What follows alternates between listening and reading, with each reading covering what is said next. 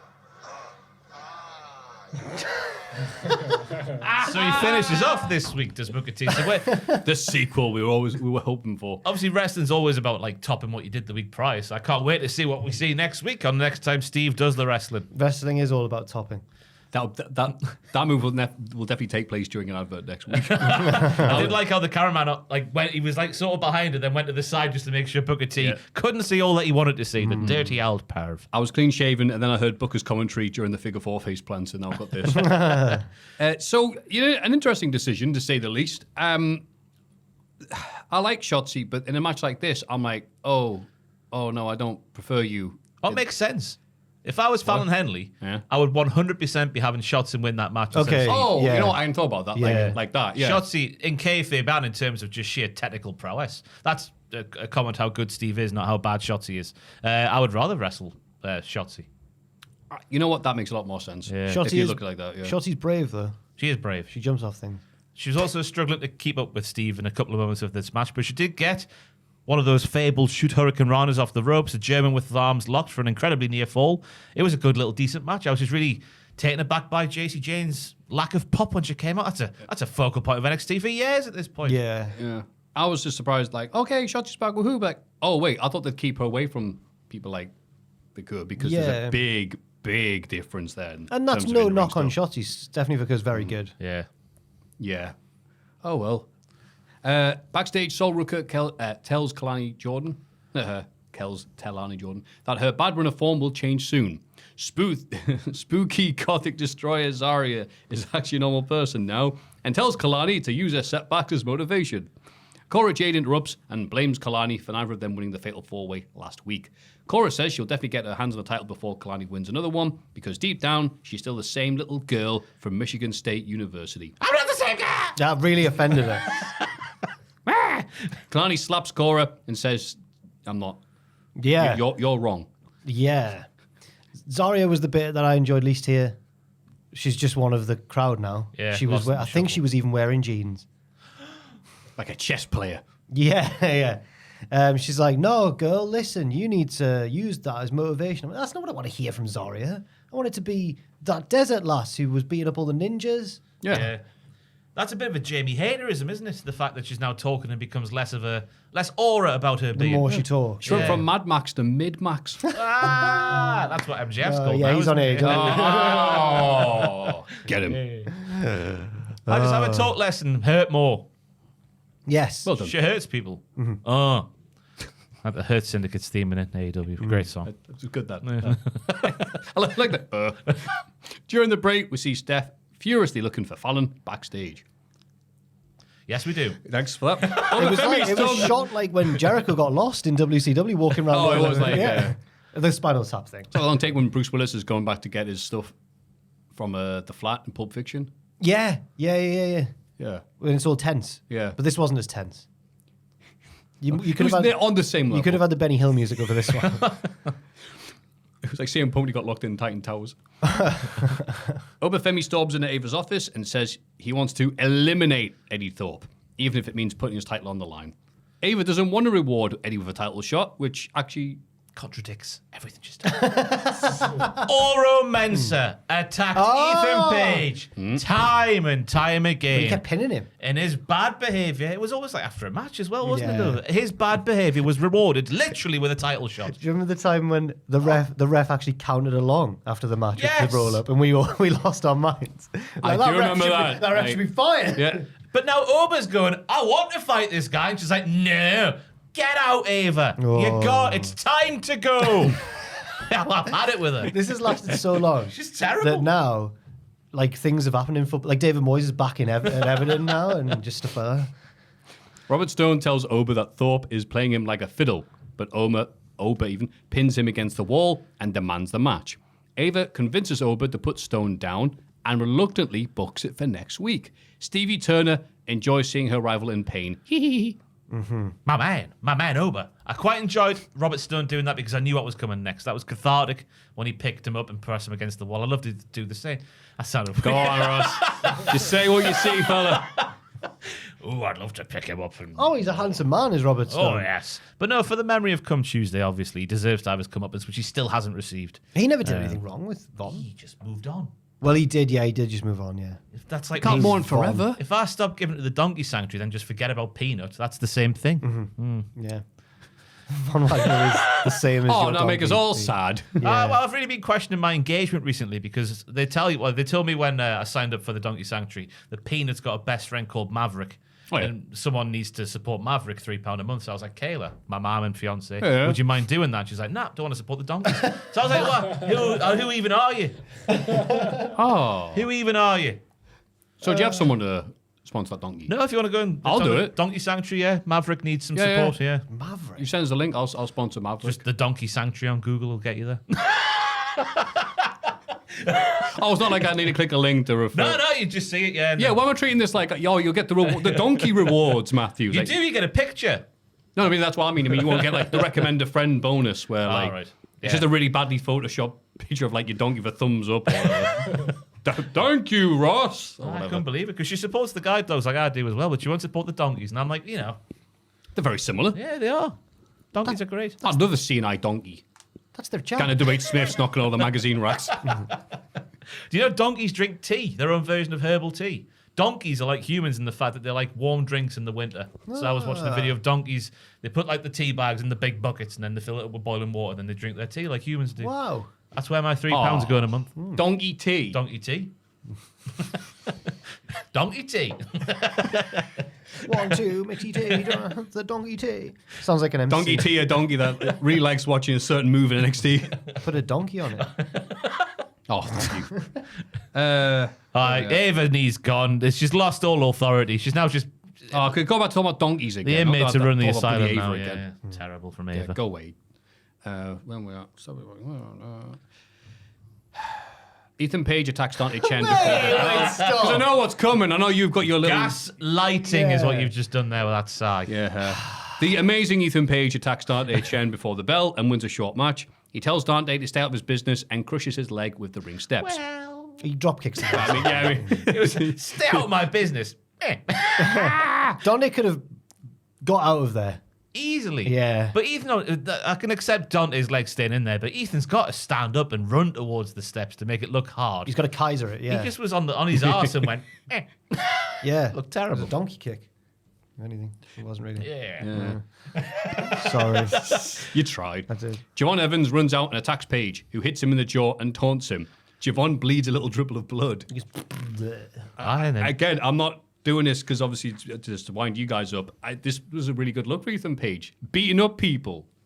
Not like, wah, promo. No, he's beating up people and making them bleed and smash. That's what I like in wrestling. I didn't think you'd like that from Ethan Page because I thought you would say that's not really the vibe he gives. Is like He hasn't been, but He was on it's the really indies. transitioning to like, okay, I'm Ethan Page and I'm going to injure people. I'm like, okay, I can get behind that. yeah, throwback. Because it's a lot better than him going and all the other stuff he was doing before. So yeah, I'm here for Ethan Page. Yeah. play. Legit shoot injuring people. Yes. That was effective, like he's saying. But what do you say? Smile for me, bitch, after he knocked him out, Javon. Yeah. Because he can't, because his jaw's wide shut. Yeah. Yeah. I'm like a fun. That's good stuff. As his promo said last week. It did. Weird little match, though, because obviously you had the attack before the bell, and then Dante weathers the storm, and then he just gets beat with one move, it felt like. Yeah, not even a minute this match. Yeah, it was very short. But I put, wait, Dante Chen gets an entrance. Is this show going to 3 hours too? I can't remember the last time we saw his entrance on He's NXT. standing up for Siobhan. He's not standing up for anything now. No, yeah, he's got a sore leg, hasn't he? He's dead, man. Backstage, Dion Lennox congratulates Oba on winning the title and says he'll be challenging him for it one day. Oba doesn't say anything and walks off. He's so great. He gives a little like, Yeah, I and thought walks it off, wasn't as devastating as it sounds there. He kind of goes, all right. Oh, okay, But the fact he didn't even dignify it with an answer. Yeah. we see Sean Spears trying to recruit even Adriana Rizzo, but Izzy Dame interrupts It is and what it is. tells him to go away. Rizzo says she had the situation under control. Izzy doesn't believe her and tells her to let Tony know they're even now. Elsewhere, Ashante the Adonis wants to make things official with Carmen Petrovic. He gives her a rose and she agrees. Booker T is very excited and ruins. Yeah, they have a kiss and Booker goes, man. And then Vic's trying to move on. Yeah, And Booker still just, to come later on. Booker just ignores him and goes, man. It's all about. This was a good week for he Booker. said the full thing. He didn't just say biscotti when it's all about the Hardy biscottis. I was like, oh. yeah. Not fine. Just Carmen, man. It's just 1 week and then next week and then go back and forward and flip and flop. And then we're finally here. I wouldn't trust her if I was Ashante Diadonis. And I wouldn't trust Ashante if I was Carmen. Exactly. This is only going to end in disaster. Strange bedfellows. Yeah. I wonder what Nikita Lyons is thinking about this. I wonder what Bryn thinks of I this. don't wanna Brynley know. Reese. Aye, because Bryn was stirring the pot, wasn't she? Yes. But the way this was shot, Kurosawa comes to mind. Seamless. 3 segments in one, like a bed sheet with no seams. One. What? Not 1, 2, 3. I've even spelled seams incorrectly. Ross is I'll counting change in that. binary. It was 1, 1, 1, 1. Michael speaking with Roxanne in the background. Dion and Oba. Rizzo and Sean. Rizzo and Izzy. Oh, it's more than 1, 1, 1. 1. Carmen and Ashante. It's 5 ones. Was this the same? Chase drinking Jack Daniels in the back. Was this the same segment where we saw Michael's talking to someone in the background? Roxanne, as I've just Roxanne, said, was it? yeah. Sorry. I was too busy laughing at the 1, 1, 1, 1, 1. Yeah. Roxanne. So what could that mean? I think that was to make it seem like, oh, she's a face now. She's getting permission from Sean to go out and say stuff. I only got that after we saw what then happened later on. Punched my microphone there for no reason. Ooh. But this was like Paul. Do you remember when Paul Heyman on SmackDown, like in 2003, would do these long segment to segment to segment, all in one shot? This was like that, but better because it was NXT. It's funny you say that because, me and Tom are doing this. It starts in 2002 and carries on. And you're like, this is really nice. Like a lovely pleasure cruise. Through the backstage area. It's you in a little boat going, ooh, look, it's Billy and Chuck. I guess it could if you. It's a small world vibes just going like, oh, there's Michaels and Roxanne. Oh, there's Izzy Damon. What's it called? Riz. Oh, Look, it's Al Wilson. Ugh. Let's go back. We turn the boat round. what kind of Al Wilson? Are we talking? Are you at the? Well, this week is the week when Al's been showing up every week when his daughter, Tori Wilson, is having like bra and panties matches. And you're like, that's a bit weird. But then Dawn Marie's like, aha, I'll get revenge by shagging him. And they've been teasing it, but this is the week when Tori walks in the shower backstage. Dawn's not wearing any clothes. And Al is fully clothed in the shower. And it's never made clear why he's wearing clothes, but... Al's shoot wife was having none of it. Yeah. Keep them on. Throw it up for Al Yeah. Yeah. in kayfabe and real life. He's so all know he's really dead because, anyway. Shagged to death. Great kayfabe death, yeah. What do you do if you're Dawn Marie in that scenario, though? You've shagged a man to death. Well, was it an accident? Or is it implied that she did it on purpose? I can't remember. I can't remember. I'm waiting. Well, I can't wait to see how we get to that point. She's like Xenia on the top. Yeah. Oh. Well, she might be on the bottom. Yeah, on the bottom. Xenia on the bottom. I remember you talked last week. We did talk You about mentioned how you would watch these Bond films with really inappropriate scenes with your dad. And I remember my mum being in the room when I first watched GoldenEye and Xenia kills the Admiral by shagging him to death. I think she suffocates him with her thighs, actually. It's not really clear. But Yeah. I guess we could tell that. And he died of his... Because then he falls out the... Bond opens falls a out the wardrobe. wardrobe. He's got his big grin on his face. Yeah. That was a nice touch. Yeah. And then, they shoots a helicopter that she's attached to, gets crushed between the tree. Then Bond goes, she always liked a good squeeze. She's dead. You would have improved that scene if you were one of the Bond's sidekicks. James? Ooh, mate. So just a sociopath at this point, aren't you, mate? So was she, though. She deserved it. I mean, okay. We get a video package recapping Julia's title win. She's ready to take on new challenges. Good. Good for you. Yeah. I said she always liked a good squeeze. DIY are interviewed backstage. What are you doing here? They've heard people suggesting Fraxium are the greatest team in NXT history. They're not here to cause any problems. They just want to watch Fraxium up close. Yeah, I asked my good buddy Heartbreak for some tickets, Gargano says. Horrible littles. Oh, my good buddy Heartbreak. That's great. So effective. Yes. And they also promised no shenanigans. And I believe them. And it was true. Yeah. It was, yeah. How about that? The Meta Girls beat the Spooky Witches to become the #1 contenders to the women's tag team titles. Interesting comments from Booker T where he's overhammering the fact the Meta 2 are main roster ready at the start of the match, which made me think, well, obviously transfer window, Rumble season, are they doing that on purpose? Because I assume Booker T read that out because I doubt he knew their names otherwise. Miss Jackson in this match proving her worth in that ring, my goodness me. Match wrestling, fancy switchblades, the lot. I like the finishing sequence especially, and I thought I was really clever for noticing that. And then I went on Squared Circle, and someone had already clipped it up, and people were like, "This is a really good finishing sequence." So I was just one of the sheep. I was one of the masses. It was a good finish. Damn it! How dare you have the same opinion as people? That was good. It was a good finishing sequence. The sneaky tag before the finisher. Yep. Yeah, the match was given time. I thought it was over when the Witches did their Swanton knees to the back thingy combo thingy, but it wasn't. And it was nice to see Alba Fire, because you forget how good she is with how little the Witches are used. Yep. But every time she's used, she proves that she's one of the best. Yep. One of the greatest of all time. Their gimmick now is that I'll go. Well, keep. Don't do the frowny face. Happy face. Confident face. One of the greatest of all time. Yes, that's it. Nailed it. their gimmick now is that they talk to each other and laugh. They're not even witches now. It's a podcast. Yeah, they're podcasters. The spooky podcasters. This movie is brought to you by Blue Chew. But yeah, they look great. Hey, the Meta 2. I'll call Meta 4 still, just because it's a nice pun. Throw him up for Noam. Fix it like that. He's still gonna be so proud when he comes back. Or will they get rid of him? Oh no. Yeah. That's what I say to that. Yeah. Which I hope not. I like no one. But yeah, the Gory Bombs, they look like a really good team, which they have been doing on Raw and SmackDown the last few times they've been there. So yeah, they can do what they want now. Wow, I can't spit any bloody word out. They were good. Shut up and move on, Maffew. Backstage, Ava congratulates Lexus King on winning the Heritage Cup. He says it means a lot coming from the final boss of NXT. Charlie Dempsey arrives and congratulates him too, but Ren Sinclair says Lexus cheated. Shut up! What? Shut up, Ren. Shut up, Ren! I think she might be.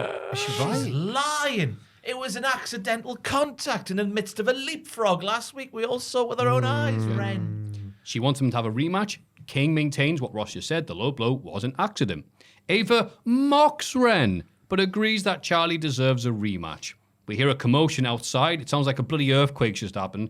Ava rushes out and finds Tony D still brawling with Ridge Holland. The security trying to break it up. Again. What? That was the wrong sound effect for that. No, it was the innovation of because there was a garage door behind them, and obviously someone was shoot Irish whipped into that garage door, and that was the big commotion. The loudest noise. Oh, It's the innovation. Then Sorry, was like, a Russian satellite has just crashed to Earth. If she'd opened the door and there's just a scene of mass destruction, it would have been unbelievable. She closes the door back. Wrestlers running past on fire. Ah! It would be amazing. it was like Scooby bloody Doo, because the big bang happens and they all run out, don't they, in the line? And, what's happened? And then they chase each other through different doors and corridors. I sympathise with Ren here because even though Ava, because even though Ava agreed with her, she still had to get one over on her, didn't she? Ren's doing a little dance. She's going rematch, and Ava goes, "Get that checked out." You horrible woman. She is a bitch. But Ren, you know, because Lexus King is giving her the rub. So he's like, I am the final boss. Yeah. Silence, Ren. Yeah. I'd find it more entertaining if she just turned into like a maniacal leader and stuff. I mean, turned in. Yeah. Well, no, she's letting Eddie Thorpe do what he wants. Stupid. Anyway, yeah, Ren was wrong. Ren is blind. Wrong, Sinclair. But then we go, oh, are we going to get a rematch? And now is Lexus King going to cheat to retain? Or is he going to... That's the intrigue. There's actually a reason to watch the match next week. So I'll give them that. Yeah. Is he a good boy? Is he still his father's son? Yeah. We'll find out one day, but it's still going on. Yes. We're very slowly getting there. I'm convinced he's a good boy. There's a good boy, I would say. That's practice for you next day. TNA Knockout Champion Masha Slamovich, there we go, is here to watch Kalani Jordan versus Cora Jade. Cora gives Masha a side eye during her entrance. Kalani shows a new intensity in the match, but Cora wins after a cheeky eye poke. Bless you. It went. Bless you. It got me in the rematch. Got to bring out the elephants. I felt amused during Cora's entrance because Masha's sat off to the side a few rows away, and Cora has to like look at her for the tension, for the commentators to acknowledge it. But Masha's quite small, and she's sat between two bigger people than her, so she's like scooting forwards in her chair to like return the stare down, which I thought was quite funny.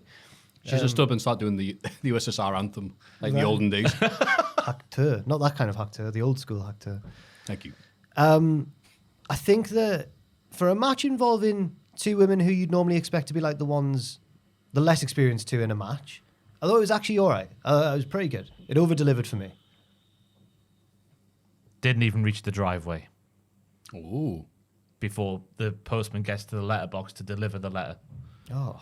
After Jack said it over-delivered, I'd say under-delivered. I was bored. I was bored, crapless. Oh, wow. Yeah. Okay. You know, now you've explained it, it was really good. Cheers. I feel It really didn't bad. reach the driveway. Bros. There was now to sink your teeth into here. It was just a very paint-by-numbers match, which I guess, obviously, Cora Jade has been there for years now. Kalani Jordan, slightly less, but has also been there for a while now. I was expecting more from, especially Kalani, a generational athlete. Move her around that ring. That is a good point. I'm just a bit bored by it. There's nothing to sink your teeth into. Just felt like going through the motions a bit. Did you not feel the intensity? No. No, okay. No, I did not. Did you? No. Maffew, Just did thought you? they did all right. I don't remember much from this 5-minute match. Just being surprised that Jordan lost. Well, she's on. I don't know where she lands now because she's fallen since losing the title, the North American title. So yeah, And I think rightfully so. They could knock it down a bit and get a proper gimmick in there for her. That isn't just like, hello, I am Kalani Jordan and I am happy to be here while being a lovely lady. she puts chalk on her hands. Joe liked it. She puts chalk on her hands and claps. That's a bit of a character Big trait. E shtick. It's LeBron James' shtick. Yeah. Or gymnasts. This is wrestling. All right. Yeah. Just likes to smell. I can't remember. Eddie Thorpe's on a cuts a roof. promo on Instagram with lots of heavy breathing. It's a full moon tonight, and he's a wolf. Maffew. So he's a shoot furry, finally. He's a big furry. Yes! After we made fun of him all this time for having the little dog collar. He admits it. We're all wolves. We did that quiz. Yep, we're all wolves. Yeah, that crap quiz. Another plan has paid off. Oba took the bait, and now Eddie has another title shot. He's right. He thanks Ava for booking the match, saying it almost makes up for her calling him a liar last week. Oba might be the ruler of NXT, but next week he'll be overthrown. Eddie's got them all on strings. Yeah. They're just dancing to his tune. How does he until 2 a.m.? How does he keep doing it? It's incredible, really. And at the end of Puts the on his promo, nails on. Sam falls. And the confusion's going to roll up Oba Femi. at the end of the promo, he even goes, "I'm going to go out now and celebrate." And I was like, "Oh my god, please, can we get like a until 2 it?" But he didn't. He didn't throw back to the DJ gimmick, which is a shame. They went, and I'll be dancing. I believe. No. Sorry, guys. Wonder where he's going on a Tuesday night to celebrate. Tuesday night. It'll have to be a uni town. I know, that's what I mean. Yeah, dodgy man. Worrying, yeah. Oh, no. He's in a relationship, that's why, Matthew, not any other reason. Trying to get with all the Chase U freshers, is he? If they still existed. I was which going to say, of course- what are they doing now? Just roaming the streets, starting fights. Turns up in the SU bar. Where's all the students gone?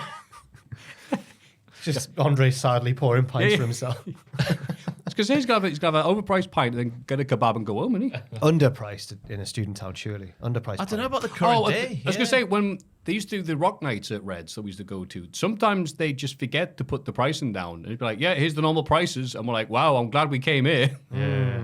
So, yeah. 3 trebles for a fiver. They were the days. Had a student car with you, though. That was terrifying. That that was fantastic. Bijou.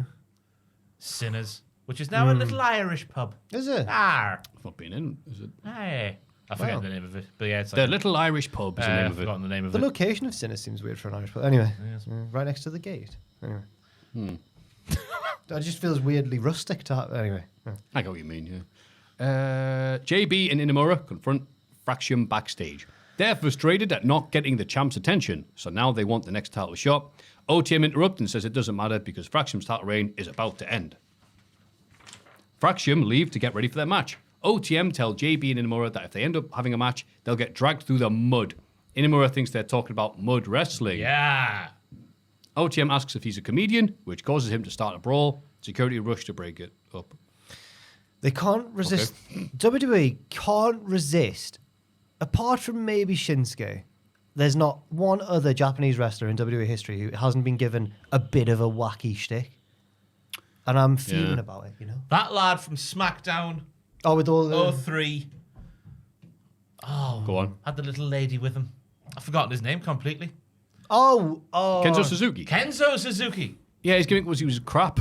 He didn't do any silly stuff, though. His gimmick Yeah, was... not nothing He wasn't good or cute. positive either. gimmick God, he was gash. His gimmick was even more, like, slightly, not offensive, but stereotypical. Stereotypical, yeah. 'Cause It was nearly- He would come Go on, sorry. out and do sneaky hand gestures, like, oh, I'm going to be sneaky in this, man. I'm like, what are you doing, mate? And he was going to be, the original gimmick was going to be named after Emperor, is it Hirohito? The Emperor of Japan during World War II. Okay. And you can see on YouTube, the original promo package for him was just like, he's still mad about World War II. No. And then Bruce Pritchard, I remember listening to the podcast, somebody wrestled with ages ago, and Bruce Pritchard's like, apparently he was offensive or something. I was like, what? You had to be told that would be offensive? Of course you did, mate. Of course you did. Oh. But Inamura, though, has all the Kavolka of being an NXT 2.0 great. It's just a shame he's come around a few years too late. You think? Yeah, he's got that Kavolka. I get what Jack's saying as well, because they do it for everybody. They do. But yeah, he has got that Kavolka. In NXT land, it's not as bad because it's probably not even because he's Japanese. Everyone has a wackiness to their gimmick. Kenta didn't have any. No, Kenta didn't. That's true. Yeah. And he didn't get a push either, so maybe there's the thing. He was in the tag team with Finn Balor once. Exactly. all seriousness. All he needed was jacket time.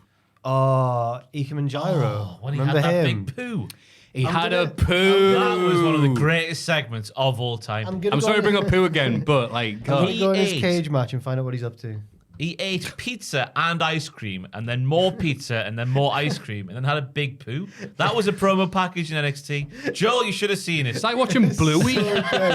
And his gimmick was that he had loads of jackets and he liked wearing a jacket. And he'd say, it's jacket time. And Ross would be like, NXT is the best segment. He's changed his name. He's changed his Remember that ring. when he was on the toilet? Showing Joel the picture. Bloody hell. Joel, can you Google Ikemen Jaro big no. poop and then go on images? Because it's nothing bad to say. It's just Ikemenjiro. He's typed out Iceman. British deathmatch wrestling legend. just big poop. Toilet yeah. Is that French? Is it? Toilet. His keyboards do. Ah! Type in big poo, Joel. He's So just, great. he's Big poo. Every week. just every loads of week. pictures of It's toilets. this thing. There you go. You know how hard this keyboard is, Ross. I know, yeah, it's a terrible keyboard. But that's great times if you weren't there.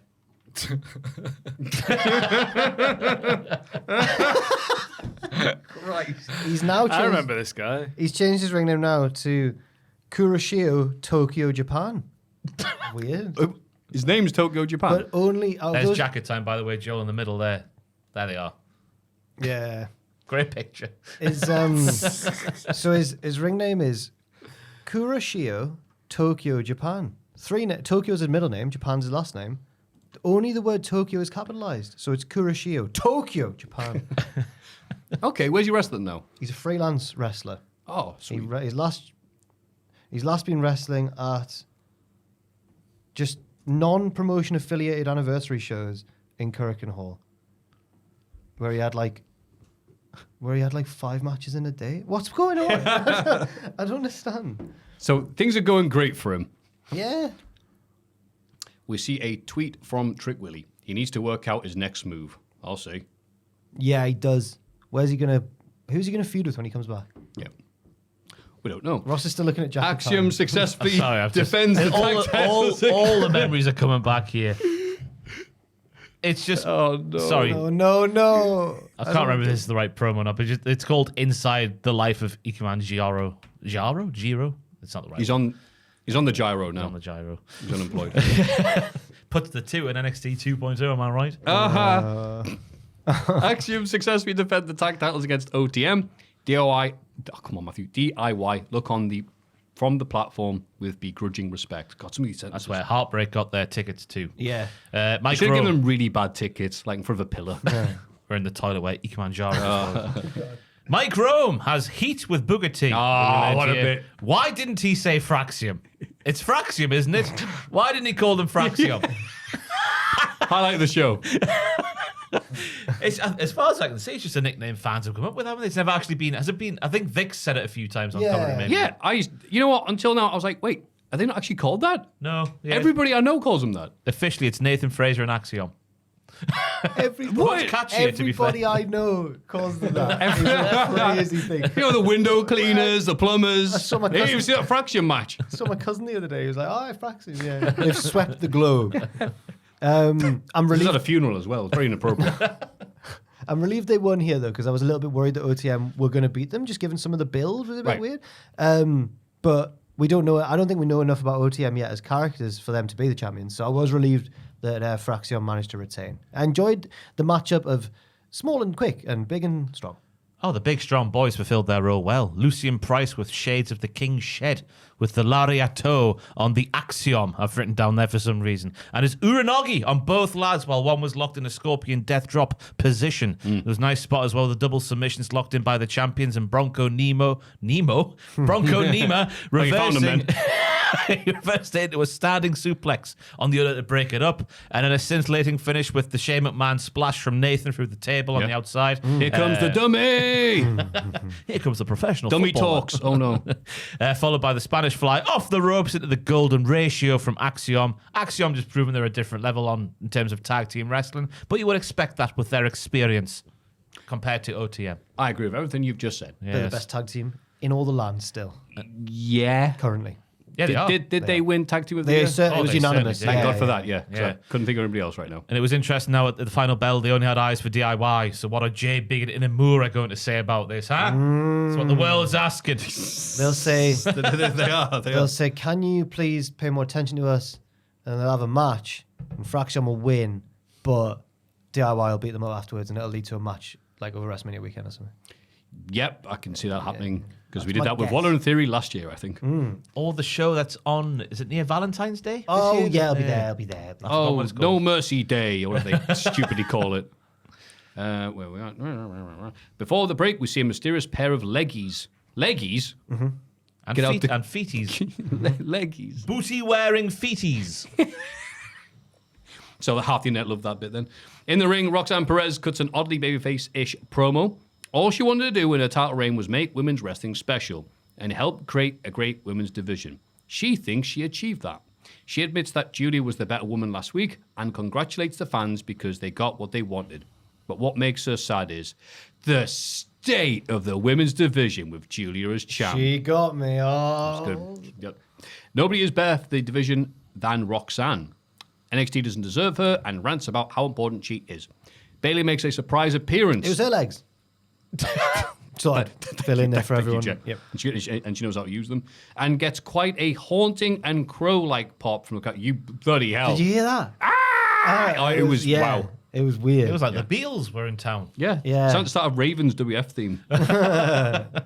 She tells Roxanne to grow from the situation, but Perez says she didn't ask for her advice. Bayley says Perez seemed quite keen for advice when she met her as a 14-year-old. That's a different situation, Bailey. Yeah, how? And she puts, all right, Seth Rollins.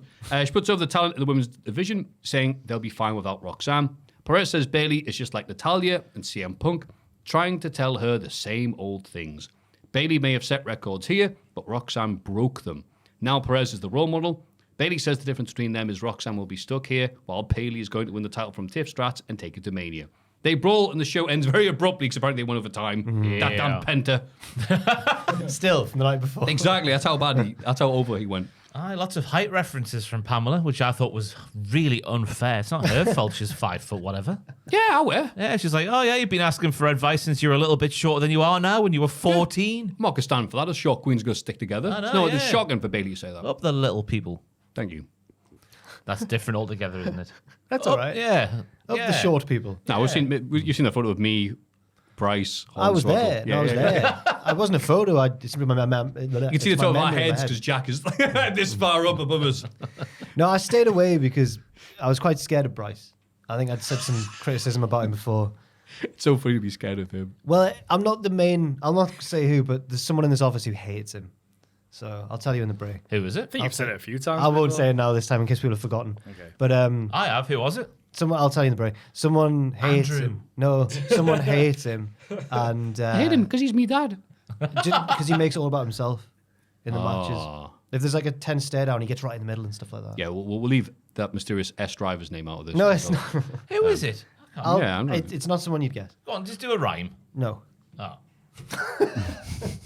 Can't have fun on the podcast anymore. I'll just tell you in the break. It was a back and forth promo. I thought obviously the babyface turn had been initiated at the start, but then she got me like she got Jack. Sound deliver potentially.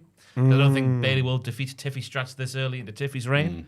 So I think she was lying there or just being delusional, one of the two. I think they could have a cracking match. Oh, yeah. And I reckon Bayley wants to put over with these young whippersnappers like Roxanne. That seems to be her thing. She's like if CM Punk was telling the truth. She's putting her money where her mouth is. That's 2 bits of punk criticism. Are you all right, mate? Oh, dear. But yeah, I think it's did a set up the thing that we want to see, which is Bayley and Roxanne. You all right? Bayley and Roxanne Perez? Oh, sorry. That was just a big yawn, I think, from Joe. Oh, okay, sorry. Well, I'll move on then. It was a sniffle. Oh, giving him the lurg. I've been sneezing a lot recently. I found it weirdly warm today compared to recently. It is mild. It is 10 degrees Celsius. Whoa. Mostly cloudy, my laptop Get says. the vests on. Get the vests on. Yeah. Get down to the beach for some volleyball. That's what I'm looking for. That could have That's what we do on the beach. We play volleyball. That could have been one of like 50 words. I didn't know what was going to be said there. Get the sandcastles out. Yeah. Yeah. Get your sandcastles out. AEW Dynamite Maximum Carnage. That was the name of the episode. They build it in the intro bit. This is like basically a pay-per-view. Yeah. And I was like, oh, amazing. Excalibur describes this show as pay-per-view quality, and I put and that pay-per-view is King of the Ring 95. Oh, you nasty man. It wasn't that bad. Here we are. It just wasn't a pay-per-view. I couldn't think of a mid-pay-per-view. If it's not Ethan Page, it's All Elite Wrestling as a whole. Yes, that is exactly right. The announce team welcomes back Taz. this is what he means. Get your Lord of the Rings out because it's Return of the King. Oh, it was fantastic to hear him back. Yes. Tony Schiavone, because I'm now just subconsciously listening for Tony going, what an AEW moment. Oh, this guy is massive. I heard it once this week where he was just like, who was it he described as a he-man? I think it was Bobby. I think it was Bobby Lashley. He was like, Bobby Lashley is such a he-man. And I was like, that's the only Tonyism we had this week. That new at least he got his name right. That new cartoon on the scene that all the kids are watching. I need to read the bio of. I got followed by a man this week on Twitter called Phony Schiavone, who's a fake Tony Schiavone account. Really? What do you mean? What was that? Why would you do that? It's really funny. No, it was funny. When I read his bio, you'll be sorry because it is funny, right? Keep going off. I found him. Phony Schiavone, lead commentator for AEW, laser focused and razor sharp, memory like a steel trap, voice of your childhood, an all-round nice guy. I'm loving this, guys. I just thought it was funny, but it's fine. That was quite on the nose for a Tony Schiavone. It's good, It's good. Thank you, Phony. That was quite a Twitter moment there. Stop it! What's going on? That's good. Kenny Omega has his first AEW match since returning from his hiatus, and get this, his last match was so long ago was against Ethan Page. No, it wasn't. Wow. In AEW, yeah. Wow. How did you make it Battle through? of Canada. Yeah, you must have hated that. I know. That's his worst match of all in time. AEW. God. Oh, the Canada one, yes. Yeah. Oh, that was pretty That good. was his last match. That's AEW match. Yeah, that's the AEW Goodness match. me. Am I right? Yes, I am. Collision. Thank Christ. The Kenny 5th Omega. of December, 2023. Yep. Out for an entire year. Which is what they said in commentary. They're not lying. He faces Brian Cage and wins, but Carl Fletcher and Lance Archer beat him down after the bell. Will Ospreay makes a save and helps Kenny clear the ring. They seem to argue for a moment, but Ospreay hits a plancha onto Coyle. Takeshita arrives and holds up his title in front of Omega, who starts a brawl. Fletcher gets back in the ring and takes Kenny down. Ospreay again tries to make the save, but ends up getting beaten down too. The Don Callis family leave the babyfaces down in the ring. This was a bit of a confusingly, like the Rhea Ripley, Nia, and Bayley segment. I was like, so hang on, this hasn't flow. It doesn't flow quite. I'm confused. Why was Kyle the first one back in the ring when Ospreay just hit him with a bloody plancha? But apart from that, it was all right. Yeah, it was just a nice, safe match back for Kenny Omega. I mean, obviously, if he's returning back from such a serious thing, I don't expect him to be going balls out. No. I mean, maybe he did against Gabe. Okay, well, then he's having a bit of a relax. And apparently, Brian Cage has a very respected reputation as a safe worker. So I was going to say that's the interesting thing about this match, because you would assume Kenny being not only just Kenny, but like his position in the company behind the scenes, he would have requested his first match back, surely. And for Cage to be that guy, I think would be quite a good thing for Cage to have on his little CV there. Wrestling CV. You always have that ready to send it, print it off, and go down to your local shops and hand it in. But Kenny's a big dirty liar for me. We were just a tope away from him being the old Kenny Omega. He just looked the same. Just last week when he was going, I might not be able to do the things I used to do. Bollocks, you can do it all, Kenny. I believe in you. I was surprised. I wasn't surprised, I guess, given what you two have said about like him just coming back and everything. Might want to take it a bit easy, but it just felt weird seeing a 10-minute Kenny Omega match. I'm so used to his TV matches being like 15, 20 minutes. But that wasn't a bad thing necessarily. I enjoyed it as an opener. Not a pay-per-view match though. Wouldn't say Pre-show pay-per-view maybe. match. Yeah. I like the attack on the bellies, or the belly from Brian Cage, which makes sense. Kenny 5 bellies. You just sounded so innocent when you said it. I like the attack on the bellies. Hey, makes sense with the diverticulitis. Yeah. But you make it sound like you're stroking a dog. And then the massive one-winged angel and a big girthy sausage like Brian Cage's no mean feat. How let did me he? tell you. Did he get him off the corner to get him? That up was the there? ropes. Yeah, right. It's still impressive though. Very Yeah, impressive, of course. yeah. But I find it a bit weird that like you've lost a year of Kenny's career, and now it looks like he's in a tag team taking down the Don Callis family. I know there's history there with Don and Kenny, but it feels like let's get him up at the top bit. You know, I think again, just the relaxing him in. Just all right, do a tag team thing for a bit. Get back to that never-ending feud with Don Callis because it's harder to get out of than the Cody vortex. I noticed something last week that we forgot to mention, which is that Kenny's promo was like, "Now that I'm not motivated by selfish things like money, power, revenge, I'm gonna be unstoppable." And he just said he wasn't motivated by revenge, and then Don Callis got on. Oh yeah, him. Oh right, yeah. Forget everything I just said. Literally. He's that hateful. He's just turning people like that. So great. Yeah. But yeah, good start, Kenny. Well done. We get a Hurt Syndicate vignette. MVP is ditching the suit tonight and lacing up his boots for the first time in bloody ages. 2.5, I think you said, yeah. I thought you did. Wait, no, a you did the Bloodsport Josh. match. Oh, maybe if we don't count that, maybe that's non-canon. Some people don't count it for some reason. MVP Yeah, cage match. Here we go again. Joys, boys, jolly boys. Here we go. Again, Joyce. I'm not your boy, Joy. Boy, Joy. Let's change that event type to broadcasted shows. Oh wait, no. Matches that people care about. And then we'll see. Oh, we've got a BCW and to all a good night match. Josh Barnett, blah, blah. To all a good night. The 18th of July, June, sorry, 2020. No, July. That's right, Ross. 18th of July, 2022. The Street Profits defeat MVP and Omos by disqualification in 4 minutes and 50 seconds. Wow. Blimey. Fair enough. Yeah, God, he looked good though in this little promo. Wow, Yeah. Wrecking Ball Legursky. A great wrestling name. 36 years old. Hopefully he's all right.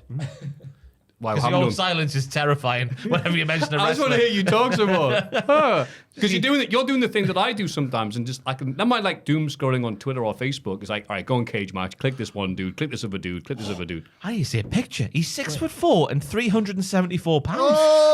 Yeah, that's exactly all right. Wait, who's this dude? Who's he trained by? What's his finisher? Legursky. Copy, paste, search Google, images. Whoa, he's a big lad. He looks like bloody Mantor. Oh my. Moo, it's me, Wrecking Ball. Oh wow. That's a bloody worker. Get him in the world title picture. Yeah. So obviously it was a good promo. The Hurt Business one. Yeah, it was all right. It was very short, wasn't it? Yeah, Not too much. short to and it. sweet, like myself. It's time for a New York Minute with Chris Jericho and friends. Jericho plugs the upcoming 12-man tag team match on Collision, where he, Bill, and Keith will team up with the Death Riders. You know, the guys who we are diametrically opposed in every way because whatever. It makes a little sense. I hate it, says Jack. I say this. We have sat through months of this to get to here, which is them teaming with Jericho. Gosh. I think it's one of the... For the past few weeks, I feel like I've been defended against all comers in the office. Everyone's been dunking on the Death Rider storyline, saying it's over, it's done, it's finished. Not just Ross on the podcast. There's been lads off camera saying it to me, coming up to my desk going, Death Rider's a wash, Jack. And I've been going, I'm going to give them a bit more time. This is the biggest misstep so far. It sounds minor because it's just on Collision and it's just a throwaway tag match. But no, it's not okay. Yeah. It shows the lack of seriousness with which they are taking this. I'm with you. I want to be positive about AEW. But I do. Believe it or not, I know people are going to go, that's not true, Matthew. It's like, no, I do. I want to enjoy the wrestling I'm watching every week, believe it or not. But yeah, it's just like, it's very hard to get in the storyline and they're doing stuff like this. It's not consistent. I feel like I've said this all 100 times before, but I was defending it at the start, Your Honor. Unless the Death Riders immediately beat them down at the start of the bell, then I'll forgive it.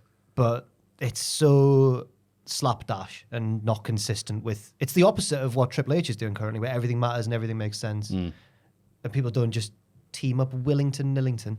I tell you, it's Leechy Jericho being Leechy again. That's what it is. A Leechy, Breachy, Peachy Leechy. That's what he's being. Stupid prick. He's only the second He's biggest got leech to- at the minute, though. Cope is there. Yeah, he's got to Tony going, get me involved in this Death Rider thing. Man. Tony can't say no to him. Just say no, Tone. Yeah, just learn to say no. Yeah, watch the match you had on Collision this week and just say no. Just say Change your no. name to Tone No Con. Oh, yeah. Toma here no nishi no ni. Ross is having a stroke. Do you see the video, Jericho? I think it's Mick Jagger, because it looks like Mick Jagger doing a big prance on like the old, like it's like a WCW ring walk. I like the entrance ramp they had on this week's show for Dynamite. And he's going up the back and up the thing, and Jericho's like, "Please retire." And he's like, "I'll never retire," with a swear word in there, so we can't show it. So it's good to see the chance of getting to him. Good. He's got to a bloody Rolling Stones concert by the looks of things, and that's on his mind. Please retire. Oh, he's in the crowd. He's in the crowd watching Mick Jagger. He's not like, it's not like in a video, he's actually gone Rolling Stone. Yeah, he's filming it. And then Mick Jagger's like up there in the background, like doing his strut. I think it's Mick Jagger. It looks like him. So And his he's going, point please is- retire. I'll never retire. Meh, meh, meh. So his point is like, At a Rolling I am Stones. Mick- I Mick am the Jagger. Rolling Yeah. Stones. I might be old, but I'm still an all-time. I think the Rolling Stones are a tad overrated, so I think it works maybe a little bit. Oh. I think I don't the Stones know, are a bit okay. overrated, yeah. I'm not, I mean, Joel? they've got some great songs, but I mean, they've been going for like 800 years. I'm going to defend everything they've done. Joel's a man in the 60s. Yeah, maybe they're pretty good. I prefer but I don't Your listen Boys to the them that Kinks, much. for example. I prefer Yeah. Kings, yeah. That's what Joe's into the Kings. Which Yeah. ones? Oh, come on now. Thank you. Low-hanging fruit. Ricochet comes out in a lovely suit to cut a promo. He shows a photo of himself and a bloodied Swerve Strickland on the Tron. Swerve's music plays, but it's just a trick as Prince Nana appears behind Ricochet and hits him with a chair. He should have hit him with some of that coffee he's selling. That'd be funny. Swerve heads to the ring with a chain, but Ricochet runs through the crowd and escapes through a fire exit. Great pathetic escape by Ricochet. Yeah. Falling over. On Twitter, Tony Khan books a match between these two in 3 weeks' time. Yeah, well, It's in 3 weeks' time in Atlanta on Dynamite. okay. 3 weeks from now. It must be a special Dynamite. I don't know. I don't know. A special pay-per-view quality Dynamite. Yeah. But yeah, look, Ricochet's doing... I'm liking his character. It's Yeah. weird that some people seem to be paying attention to Ricochet after the toilet paper and the scissors and everything else.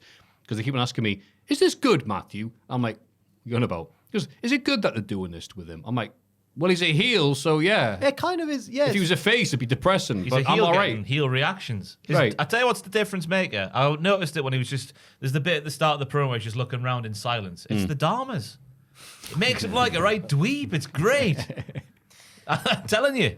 I think that it works as well because he's clearly fully into it. Like he's trying his best to make it work. If you could tell that he didn't really want to be doing this and the promotion had made him do it, then it would be crap. But he's fully doing it and it's working. Yeah. Yeah. I reckon he'll be a bigger babyface than he's ever been out the other side of this. Ooh. It has little hints of, when Sammy was a heel, but a very entertaining heel. Yeah, WrestleMania, right. Johnny Knoxville match, that kind of thing. Yeah. Out the other side, we'll actually care about him as a babyface for the first time ever. Just about. Yeah. Fair That's enough. a very good point. I'm like, yeah, come all the way around to being there. I don't mean that in terms of, I've always appreciated the wrestling. How can't you? It's just the character bit, the babyface stuff. He's never connected with anybody, has he? I think Exactly. it was heat between Ricochet and Ross because Ricochet turned up in WCPW with a king gimmick. Ross wasn't happy about it. He used to wear a crown in that during his entrance. He was did. King Ricochet, which made no real... I forgot about that. Why was he King Ricochet? don't know. Steal from the best, obviously. Oh, yes, of course. Yeah. But Swerve looked fantastic in the promo as well when he came out, looking like he had all of the piss and the vinegar in his veins. All of it. The world's supply of piss and vinegar in his veins. That's a lot of piss and vinegar. Lots Thank of you. piss in my veins. I'm gonna murder Ricochet. Yeah. And he opens the door and the fire alarm goes off. Meep, meep. That's not a fire alarm. Meh, meh. I think I got lost there and Pingu came out. We got a video package describing a day in the life of Mercedes Moné. First, she makes money. Then she goes shopping. Then she trains. But with Thomas, so it's a passenger train. She's ready to defend any of her 4 titles. Yeah, it was made well and everything. I just don't know what it achieved. It was fantastic, this. Because Was obviously it? she's up her own arse, obviously, Yeah, as a yeah. character. So I had a look at Sherry. That's the chat show she was on. And Sherry has only 11,000 Twitter followers, which shows that Sherry Show is... It couldn't be lower. Is it new? I don't know. But Yeah. Sherry's only got 11,000 She's followers. no Trisha, is she? Exactly. Yeah. So the fact that she's on there going, oh, look at me on Oprah, basically. Or Yeah, she's trying. Jerry Springer yeah. Show. Or Kilroy. it's not a big Kilroy. one. Donahue. I just assumed because we're not American and we don't know. I just assumed it was a big talk show. Exactly. She's worked Yeah. it. Yeah. But it's not. Sally Jesse Raphael. It's the Weatherspoon's breakfast of talk shows Yeah. that she's on. Ricky Take Lake. that. Ah, get Take her. that, Mercedes. Yeah. Get her. You'll not get past these investigative journalists. They showed like bits of the host woman going like, "Well, next time you're in town, I'll be there cheering you on." I thought, "Oh my god, that's amazing! This host, she's got Means 11,000." nothing. 11,000 You- followers. You'll need to be on the guest list. You haven't got the money to pay for them. 11,000 followers. I'm not knocking. I'm not trying to make any claims about number of followers and stuff. If you here got we go. 11,000 followers, and that's your brat, fair play. But for a TV talk show host, It's pathetic. it is pathetic. Puh. She's meaningless. She means nothing to the world. What's she called? Sherry. Sherry with an I. Get out, Sherry. Yes, Sherry.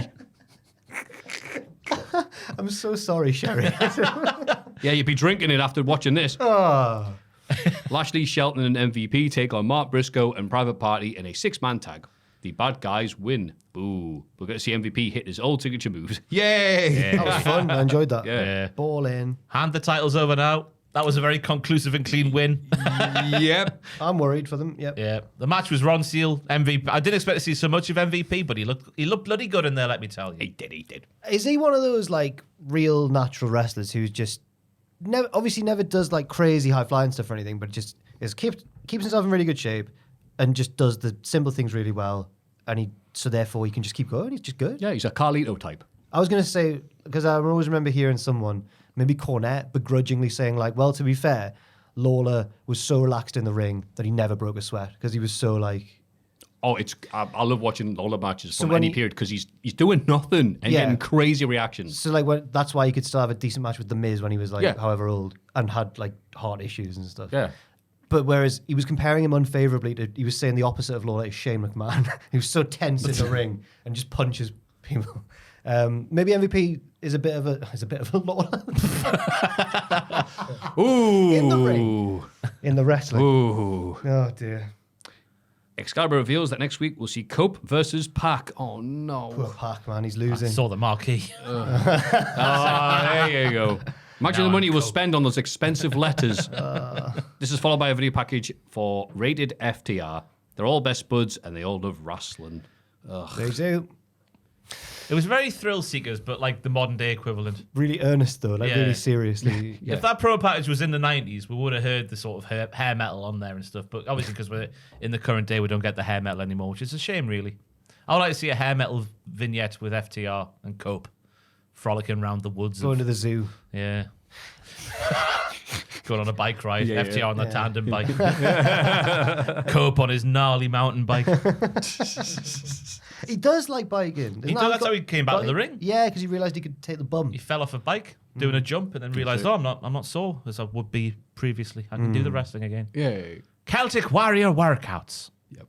That's what he was doing at the time. He was. Here we go. Oh no. Jeff Jarrett comes out for a promo, but is quickly interrupted by MJF, just like last week. Max thinks of himself as a Hall of Fame-worthy legend, unlike Jarrett, who has the fans fooled. Max says Jeff is the last thing wrestling fans usually see before their favourite company dies. He's the Pro Wrestling Grim Reaper. But he's not, though. I didn't mind this. I thought it made What sense. companies has he killed? He was WCW. on top in WCW. Okay. He's 2000. still alive. TNA's alive. I didn't mind it because it feeds into GCW. it feeds into the stereotype people Oh, have. Global Force. Global All right, Force, okay, the yeah. green one. I didn't mind this at first. It gets worse, but I didn't Yeah. mind that. I'm like, okay. He mocks Jarrett's... He's right about that if it's a group, a wrestling faction. Yeah, he kills them, but whatever. Anyway. He mocks Jarrett's struggles with alcohol, which Ross specifically said would have been too predictable last week. You did. It's happened again. Yeah. He also last week we were very complimentary in saying Max was very subdued. He also mentions Karen and talks about Kurt Angle's balls. Jeff calls It was MJF. called Just to It fill was in the good. blanks there, yeah, he Oh. calls Karen a MILF and then says that he'll have the intercourse with Karen and then ship her back to JJ so he can find out what it feels like to taste an Olympian's and a generational talent's balls. It was clumsy. Yeah. But it was called on Squared Circle a generational zinger. I saw this post. It was like You're kidding. MJF hits Jarrett with a generational zinger. Yeah. What a place. Well, it might not have been that bit because I didn't click on the video. I mean, if it's the first time you've ever MJF. seen wrestling, I mean, yeah. I didn't click on it, so it could have been any of the lines, but I'm assuming that was the one that got the biggest. Oh. Generational zinger. Jeff calls MJF unoriginal before talking about his run in the Owen Hart tournament last year. He wants to keep that passion going and try to become AEW champ. Jarrett says he was MJF before Max was. He's done it all before and better than Max. And he should have stopped talking there. Yeah, I was going to say, That was a good line. 100%. A good line there. Stop talking. Yeah, I've heard this all. Shut up. Instead, he tried being MJF, yeah. Yeah, he talks about MJF's upbringing, saying his parents were a crooked lawyer and a call girl who was also Canadian. Oh, from Canada? He's the American hero. Ah, no, buddy. Yeah. Jarrett also claims that during MJF's Iron Man match, his mother was also doing an Iron Man match because she was shagging 10 wrestlers in the car park. He's 57 years old, lads. 57 years Which old. is a class joke, mate. Well done, says here. MJF says he and Jarrett are nothing alike because he's a self-made man who didn't need his dad to start an entire promotion Better. for him. Good line. Better. He's bringing it back. Max gets angry, talking about the disrespect he's faced since falling from the top of the card. He needs to win the title back as revenge. He doesn't think he needs to wait in a line behind Jarrett, who isn't owed a big moment just because he was best friends of Owen Hart, Where the F did that come from? who's What's dead. Owen Hart got to do with And anything? then he Owen jumped out in our tournament last year. Your mate That's Owen it. Hart, who's 10 years. dead. Your dead friend Owen Hart. Yeah. He's just a carny leash riding the coattails of his deceased friend Owen Hart, who's dead. Jarrett snaps and beats MJF down. Security try to break it up, but he only stops when Karen gets in the ring. Max uses Karen as a human shield to make his escape. So the podcast is going long. It was almost as long as the promo. So, yeah, I think this was just a misstep. Last week we were like, wow, they didn't go the predictable route. And I was much better for it. And we were actually quite positive about the storyline potential this had. But this week undid a lot of that good work for me. Because you've got MJF falling back on his old tricks and doing all the offensive stuff. But the worst bit for me was when Jarrett tried to do it back to him. And I'm assuming maybe MJF helped him write it. It just came across as really lame And watching Jarrett do it. He was stumbling through it. His heart wasn't in it, you could tell. And he was... Your mum shags 10 wrestlers. 57-year-old fella. And the whole point, and he just said, just before he went into this weird rant, he said, I've heard it all before, Max, your crap insults, they're crap. Now let me do some insults that are crap. What? I don't know. Right. If they cut out half of this, it's like, oh, that was good, this. Yeah. But they went, hey, are you ready for MJF to say offensive stuff? It wasn't even MJF's bit that I found the worst. Because he didn't really say anything bad about Owen. He just said, you're a leech, you're living off his legacy, which is less low fruit grabby than saying, ha, your friend, you know. The thing, I'm not happy just bringing up Owen Hart like that. Fair enough. I don't know, maybe it's a sensitive old Especially soul. when they've done I'm all like, the stuff with Martha Hart and Yeah. Dr. Martha. yeah, and like, with the Pillman Jr. stuff, it's like, your mum's a druggie, and then there's, Owen Hart's dead. I'm like, oh, wow. Can't believe MJF's... Oh, no, wait, I can't believe he said it. That's the most predictable thing you could have said. Yeah. And then for Jarrett, then the student was level. And I'm like, why am I watching MJF versus Jeff Jarrett? MJF has a point where he goes, wait, I want the title back, and I have to get behind ye. Jeff Jarrett. Okay, fine. We don't need all these promos. This is just a TV match. We're building up to it. It might be in 3 weeks' time in Atlanta. Oh, boy. This show Hey, is a pay-per-view level show, by the way. I was fuming with Excalibur when he lied to me. For he for saying lied. that. I used to trust Excalibur. Me too. Not anymore. There was a few good lines in the pro, but a lot of it could have been cut Yeah, out. definitely. I guess if you're looking for... It's MJF going back to what he was at the start of AEW, just the low-hanging fruit, the guy who says the things that other people wouldn't say. But then to watch Jarrett try and do it back, it was just lame. And it didn't add anything to what we've already seen from last week's And when Jarrett show. said that, I used to be you, and all that sort of stuff. I've never really equated Jarrett's old heel character with MJF. Yeah. He's you found it like the crazy 99 period Or does he in mean WWF like the when he was... schemer, the politicky Jarrett or something? I think he means arsehole, didn't he? Yeah, Right, I used to be right. a pain in the arse. The chosen one. A different kind of arsehole. Yeah. There are many types of arsehole, but this one is mine. But yeah, the lines like from MJF saying I didn't need my daddy or to start my own company to make me a top guy, because that's what a lot of people are going, he's a 12-time world champion. When did that happen? They're like, oh, yeah, TNA. and WCW. Yeah. Oh, Vince Russo believed in him. Yeah. Yeah. His best mate, Vince Russo, and then his dad's own company. Yeah, anyway.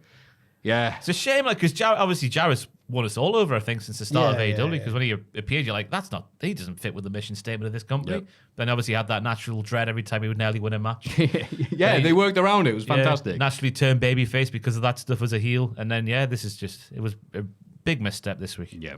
I still think that any match Jarrett has, you can get the crowd invested and stuff, and that's fair. I'm not writing this off. Just this segment was a big setback. Yep. Well said. We got a video package for Okada, who's defending his title against Ishii on Collision. It's 2016 New Japan all over again, but everyone's older and they live in America now. Yeah. He loves this one specific period of New Japan, doesn't he, Tony Khan? We all do, Yeah, Yeah, that was but peak. we liked it back then, and now. Living with Sam. Jack, have you seen this match on New Japan World? Come on, Sam. We'll scamper through the living room. By the way, I'm going to tell you some private stuff. Don't say it in the podcast. See what else is on Collision this week? Go on. Christopher Daniels versus Hangman Adam Page. That's not on Dynamite. Texas Death. That's Collision, because they said it was. They're doing it on Collision. Yeah. No. It was on as part of this taping, and then because it's part 2 of Maximum Carnage, Minimum I wanted Carnage. to watch that match. I still can't. Yeah, don't worry, it's coming up soon. Hook attacks Christian Cage during his entrance. The match gets underway, and Hook is on top, but the rest of the patriarchy interfere. Shibata evens the odds temporarily, but Christian takes him out with a kill switch. Hook manages to apply Red Rum, so Christian gets his side kicks to cause a DQ rather than tap out. The heels beat Hook down and get ready to hit a concerto, so Taz prepares to save the day from the announce table, but he doesn't need to, because Samoa Joe is back! Christian runs away as Joe and Shibata beat up Kip Sabian and Nick Wayne.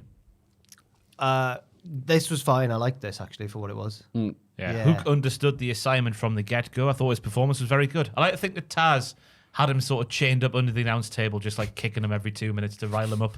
That's what he looked like when he got in the ring. Good little spot with the hug from Christian Cage into the belly-to-belly throw. I think Christian was the perfect opponent for a match like this, where Hook is having like a longer match because Christian could fill in the gaps with his little heelish mannerisms, like going out to Mother Wayne for a consoling shoulder and stuff like that. And then I know it's heels in wrestling, but it just pisses you off, man.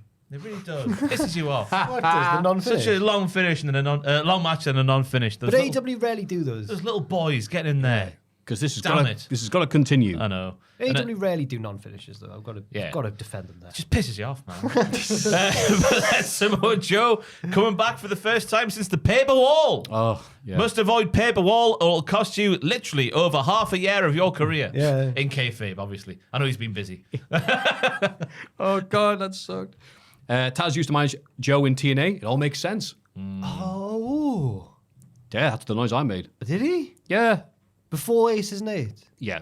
Right. Wasn't very long. It's like Okay. Taz is a manager and he went, I just want to commentate. Before or after Penis Face? It was after Penis Face. After Penis. After he got kidnapped? Yeah. Right. After Taz saved him from ninjas. Rehabilitated him.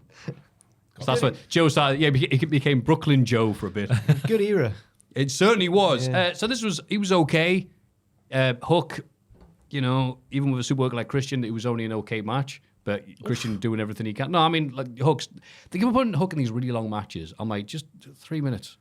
Just have him be Goldberg, but Make a twink. him Twinkberg, yeah. Yeah, exactly. No, we'll have him wrestle 11 minutes 38. But like Christian can do that, and he was wonderful here. Yeah, I liked it. But I didn't go, oh boy, I hope we get more of this. But when Taz... Oh, good, we are. When Taz stood up, my brain went, well, they can't do this again because we've already had Taz save or like get involved, haven't we, with the Taz mission. I thought, oh, the crowd have popped big there. And I remember in real time, my brain going like, well, what are they going to... Oh. Because the crowd would be disappointed if like someone just ran out instead of Taz, but it was Joe. So it all worked. Yeah. We get a video package detailing the bad blood between several wrestlers after the Casino Gauntlet match last week. Roddy Strong isn't happy with Jay White. Jay White isn't happy with Roddy Strong. Jay White isn't happy with Wheeler Yuta. Adam Cole thinks Daniel Garcia is one of the best around. Kyle O'Reilly disagrees.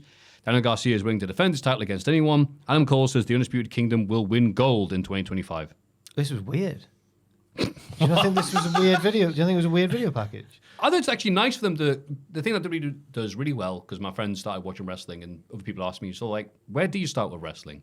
With WWE, you can start watching Raw anytime, any week, and they'll recap everything you don't know. True. AEW does not do that as much. So the fact that we got video packages for Ishii and Okada, and also this, I was all right with it. Fair I enough. expect us all to be on Twitter complaining and being miserable. Well, we are, but you can't expect I was it. a bit dazzled by it. There was so many people at once all talking to me. I didn't know what was happening. What's Daniel Garcia doing in the car park? And we're back with Adam Cole. They went, we are the world. I quite like just because it showed everyone's got a clear direction for the next little while. Okay. Yeah. Garcia and Kyle's a definite one. Other ones are there as well. I forgot what you said, Maffew, to be honest with you. I don't expect anyone to be like, Jay White. blah, blah, blah, blah, Jay blah. White doesn't like. I can't remember. Either. Roddy, wasn't it? Jay White and Roddy? Yeah, Jay White doesn't like Roddy, but Jay White Yeah. also doesn't like Wheeler. Garcia. Kyle O'Reilly doesn't rate Garcia. It's like the puzzle where you got to transport the fox, Yeah, and yeah. the grain, Yeah. and the dog, or whatever. Oh, Adam Cole's falling in the river. Adam Cole. Just goes down the river. I've got Adam Cole boy in my mind. Oh. Grab onto me down. because I'm a boy. Or a buoy. Yeah, I say buoy because. Do you say buoy? I say boy. Well, because it sounds It's just. buoyant. Yeah, but. It's not buoyant. Oh, is that where the name comes from? I've only just got that. Buoyant. Yeah. That's why it's a boy. But it does confuse. It's one of those words. where- Congratulations, it's a boy. That's when these things are float. It's a buoy. It's a buoy. That's what Good Charlotte was singing about. They were singing about the dangers of swimming. Girls don't like boys. Girls like Renee interviews Jarrett backstage, but Dustin Rhodes interrupts because you know what the show needs is more old lads. Bloody hell. I like Dustin. Come on now. MJF doesn't respect this business like the pair of them. Dustin is fully behind Jarrett and knows Max doesn't have a clue. Dustin reminds Jarrett that he's a 12-time World Heavyweight Champion and outlaws never die. We are the last of our kind. I liked it. I liked it, He was taking it very seriously Yeah. while subtly big leaguing Jarrett with his 2 belts. He's like, here I am with my 2 belts. I liked it. Made me want to grab a cigar and a glass of whiskey and a gun. Just like, yeah. This Jesus, was you all right? Yeah. This was so WCW coded. I loved it. Yeah. Before the Oh, NW. Dustin Yeah, did. the chosen one in the American Nightmare. Yeah. Love that theme. Is that one of the best themes around? Would you say? Oh, it's got to be. Because it's just Cowboy by Kid Rock, but the Jimmy Hart version. God, it is, yeah.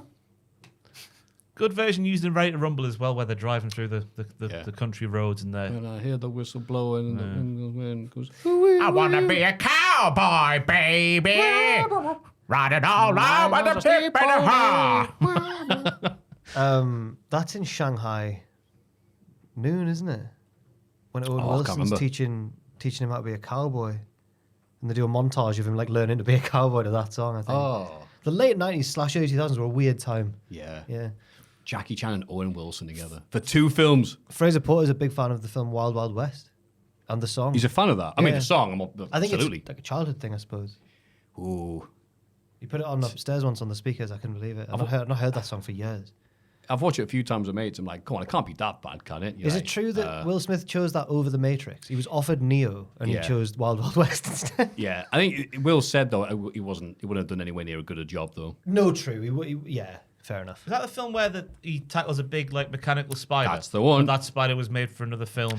Yeah, there's a big Kevin Smith story where he was it's a whole documentary about it now. The unmade Superman film they're going to do with Nicolas Cage as Superman, which you can see What? pictures of online where you get all tests and stuff like that. Yeah, can you Google Superman Nicolas Cage? A giant sigh there from Joe. Sorry. I didn't make this up. Oh!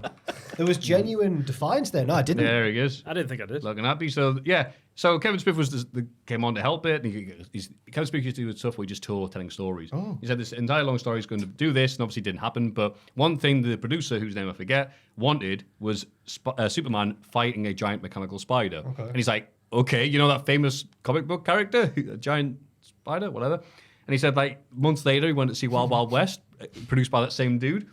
And he went, wait, there's that giant spider. He must have really had a hard-on for that one design. Fair enough. Okay. That's a low-cut Superman top. Well, Oh, yeah, he was in The Flash. Oh, wasn't God, they put him in... Oh, he? Yeah. yeah. And it looked like that. Just horrible. Ugh. Anyway, let's be more optimistic. Here are some things that happened in the Women's Casino Gauntlet match. Mariah May is on commentary to find out her next challenger. Chris Statlander and Jimmy Hayter start the match. Number 3 is former AEW Dark wrestler Megan Bain, making a return after spending time in Stardom. Now, initially, I was like, what's going on here? Who is this lady? But then I see the chop, I see the flying Undertaker lariat, and I see the doing of the deal in a shoot fashion. And I was like, well, she did that on Statlander, by the way, the doing of the deal. I was like, I'm sold. Here we go. Hoss off. I saw some dodgy comments about this woman. Not like that bad, but like They're made by you. someone put Joey Janela, the undisputed GOAT. I think they're implying they're in a relationship or something like that. And then the next comment was like, she's twice. How? She's twice his size. Joey Janela's got a very, very good relationship history. That's what they were saying. That was the gist of the comments. He Everyone used was to like, go with Penelope. yeah. And then there was that redheaded lady who was on the wrestling. Lauren? Brandy, yeah, that's right. She was one of Damien Priest's pool celebration girls. When he was sleazy and he had the champagne in the hot tub. And they never did that In again. the hot tub. Yeah. And now he's with this woman, and all the comments were just like, I was like, oh my God. She's a great wrestler. Fair play. She's got real presence. She was chucking these smaller lasses round.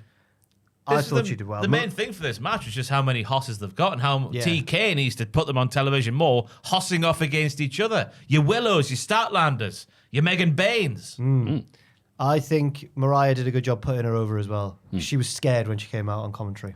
I forgot to mention Jamie Hayter. She was in there as well. Yes, I haven't finished. Julia Hart is number 4, immediately brawls with Hater. Willow Nightingale and plucky young rookie Tony Storm are the next entrants. Harley Cameron is entrant number 7. I don't want to say entrant like that, like a French person, I'm sorry. Jamie Hayter almost gets the win, but Julia Hart missed Carly Cameron, only to get rolled up by Tony. Bloody hell. Mariah celebrates at the announce table in over-the-top fashion. Well done, Mariah. I'm shocked that Tony got the win Why was Mariah happy? She being sarcastic? because it's a rookie. Oh, I don't know. Mariah doesn't believe that, though, does she? Or does she? Or does she? Are you trying to steal my basketball card there, Maffew? I think I was actually, You yes. bitch. Which one? This I'd one? like to keep that one, yeah. It's got the Menendez brothers I on it. don't know, damn it. Not the Menendez brothers. Not the Mendes. The hossing of the hossing. That's the main thing for me. There was so many hosses in there. It was fantastic. they weren't just doing hoss stuff. They were like jumping off aprons and Yeah. it was good. I've got nothing negative to say about the match. Yeah. It gets the right winner because the show's in Australia where the title match is happening. Exactly. Ticked all the boxes. My only question is, will Tony, assuming she beats Mariah, will she drop the act, or is she genuinely deluded, and does she think that she's I don't know. It'll be fun either way. I'm assuming it's going to be like, aha, I was only acting as a rookie. Do you reckon Timeless comes out and then Mariah's like giving it the Triple H? Yeah. Yeah. That's it, yeah. She's back from the dead. And if Pulls and off the rubber glove. It's you! and if that happens, when does Tony? Because she's already acting as Timeless, or she's like got a warped mind. That's and it, yeah. And now it's too much. It's brilliant. Layers. Yeah. What a crack. Like What a crack. layered pastry. That's as previously noticed, yes. The main event is Powerhouse Hobbs challenging hometown hero and AEW champion Jon Moxley. So that sucks because Hobbs is a face, but Moxley's in his hometown. Moxley came in wearing His hometown of Ohio. Cincinnati, Ohio. Thank you, Ross. Cincinnati, Ohio. Ohio. Cincy is his shirt set. Yeah, he came in. He didn't even try to be a heel. He came in wearing orange. He got Marina to wear orange. Orange is their color. Orange and black, I think. Taz. Like Taz. Yeah. Oh, there's heat backstage. Oh, that's it. He's done. You need to show me some respect. Yeah, Hobbs tries to bite Moxie's ear off and almost succeeds. Honestly, Fantastic Yeah. blade Bloody hell, job. yeah. That was a blade job. I don't know if it was, but it was great. It looked fantastic. I don't know how. Hobbs kicks out of a running knee by the interfering Wheeler Yuta and a briefcase shot from Marina Shafir. He also kicks out the paradigm shift, but Moxie chokes him out to retain the title. The Death Riders beat Hobbs down and Pillmanize his surgically repaired knee. Cope and FTR run out. So They come out Lads. before the Lads. bad thing happens for once. Yeah. you have had a mare here. Why did they wait so long? Yeah, they did the same at the pay-per-view. When he came back at World's End. Yeah. I bet there was a lot of comfort to be had for Hobbs lying there with his destroyed knee when he hears, "You think you know him?" I bet he loved that. Do I know him? Is it the ambulance man? Bloody hell. What are they doing backstage? They don't know these main event matches are happening, so they're ready to go. Shooting pool, drinking liquor, Going on the fairground rides. spitting in dip pots or whatever. Watching their own Going to- matches and wanking each other off. No, we're trying to say what isn't happening in joking fashion, but you can't actually say what's happening. FTR are trying to name, Oh, Bret Hart. they're trying to name every Midnight Express match from memory in order. And Cope's going, "Oh, it's really good. Like, well done, lads." Hey, Adam, do you remember that time you teamed with Gangrel? Yeah, why are they waiting? Apart from that, because I like the role that Claudio and Pac were given for this match. Because they were out there at the start, and I was thinking, oh, God, here we go. Same as always. But no, they were ousted straight away. That made the shock attack from the Great Yuta all the more shocking. Because he ran in and ran out, in and out straight away. I like it worked with the ramp, yeah. Yeah, and then, the blade job was very good. I can't work it out. Do you reckon it was shoot teeth? What's the type of guy to go, I'll cut my ear off like Van Gogh. I reckon I once got a similar injury during a haircut. Oh, really? She didn't even notice she'd done it. She was just shaving the back bit there, and I just felt a little nip, and then just a trickle of blood came down slowly, like Shibata when he headbutted Okada. And then I was like, "Sorry, I think you've." And she didn't realize she'd done it. Then she had to use almost like solder it or something. She had a procedure for when that happened. Cauterize your ear. I guess so. A solder? It felt like a solder, like she burned my cut shut. Oh, okay. But I didn't bleed That's as prepared though. My point is, I didn't bleed as much as Moxley did. But had she left it, maybe I would have done, because it's quite a thin little bit. Like it could have bled for ages. That I've had before, because my mum used to be a hairdresser, so she used to cut our hair, and she used to occasionally, chop our top of our ears off. Whoa! It's like, Mum, is this the reason why you used to be a hairdresser? And she's like, can you stop saying that? I'm like, Oh my god, that one. go to school, everyone thinks you're dead hard. It's like, whoa, look, it's you're the still bleeding a day later. It's the barbers I went to at uni. I remember the next time I went, a bee got in, and there was just pandemonium in the barbers trying to get this bee out. And the woman was like, "God, I don't know what's happened there today. You must be like an unlucky charm." And I went, "Well, you did cut my ear last time." And she didn't remember. I was like, "You didn't remember cutting my ear?" And you went, I'm an unlucky She must charm. do it all the time, yeah. Oh, so it's my fault you cut my hair. I know. God. It's Hobbs looking strong in defeat. Yeah, I'll talk to a few people, and they were like, I can't believe they had, like, this guy that they are kind of pushing. He's just come back. Hey, Hobbs, he's as hot as a hob. And then he's just choked out like that. But I went, no. After like 3 people interfered and kicked him. I got hit with a briefcase. Yeah, they're really big, them. Yeah, They go clang when you hit someone with them. He was kept strong. I don't know if it's the shot in the arm the Death Rider storyline needs, nor do I think Cope is the answer. Oh, Jericho is the answer. That's the come. That's the shot in the arm. Look, collision on Ross, Saturday. I'll hate you, but I will hit you. I don't know if that is the answer, really. Also, I always want to write in the notes, I want to call their little group the Learning Tree. But I think Jericho's nickname is just the Learning Tree. Yeah, he's the Learning Tree, Chris Jericho with the Learning Tree stable. So the stable is also called the Learning Tree? Yeah. That's all right then. I'll start writing that in the notes then. I normally put Jericho and friends. You got the Bad Apple and Big Red. Yeah. Big Wood. They're all part of the... I've doubted myself now. What's The big redwood. Big Redwood, yes. Yeah. The big tree. The Bad Apple, Yeah. It really hasn't helped Brian Keith. Or Big Bill. Bill's funny. When he's on TV with Chris. He's not allowed on TV without Chris, is he? That's it. Yeah, you go, can I just see Big Bill? That'd be all right. See him just Big Bill. Yeah. Does he not get to stick the joint out on Collision? Who did He has to be with the other guy, right? I realised this week that a WWE wrestler that we always disparage for having a really one-note gimmick, I was like, actually, he's just doing the same thing as Brian Keith, and now I can't... Oh, no, it wasn't. It was someone with a really good gimmick. My point I was going to bring to the table was, is Brian Keith just Jacob Fatu, who just loves one person and shouts about it? They're the same man. In game promo, yes. Yeah. I'd agree with that. Okay. No, Jacob's better. But they have very much different cavalcas. Jacob's It's a nice gimmick to have, just somebody who really likes you. Jacob's in a better Bigging you up, self-esteem. Yeah. Like Well Leo done, Rush Joel. with Bobby Lashley, I guess.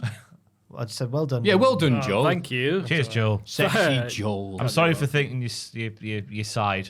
I just can't hear myself with these headphones on, so maybe I'm making weird noises that I don't realise. You were the star of the one of our colleagues here at Cultaholic, noises. Dan, had brought a disposable camera to the Christmas party, and he put the photos. they were pictures. great. They were great Yeah, they were pictures. good, weren't They were great, and you were one of the stars of the gallery, I must say. Very photogenic. Yeah, seemed very interested in your new girlfriend, so he did. they? Do you think? Who Dan seemed- There's a few pictures more of you and her than anybody else. Oh, is there? I noticed there was a lot. I noticed there was a lot of Ryan with the file name was called like my one and only and stuff like that. Oh. Yeah, hands off him, Owen, and stuff like that. And Aw. and I got like a Love Actually situation where Ryan's like, I look quite pretty. They're all of me. What's going on? I thought like Dan's stalking Ryan is what I'm saying. Some great ones of Richard. Matthew's made one his profile picture. Not just Have you? Matthew's in it as well. It's not, he just made a picture That of would be Richard. weird. Yeah. I mean, that would be nice, actually. I'll get more compliments that way. Yeah. But yeah. I didn't realize it was a proper disposable camera. It was an expensive, like it was like a proper good like I don't know how Owen described it, but he said that it was like an old school disposable style camera, but like a modern, like a good one. Oh, Well, they okay. look I didn't good, know I that was a suppose. thing, yeah.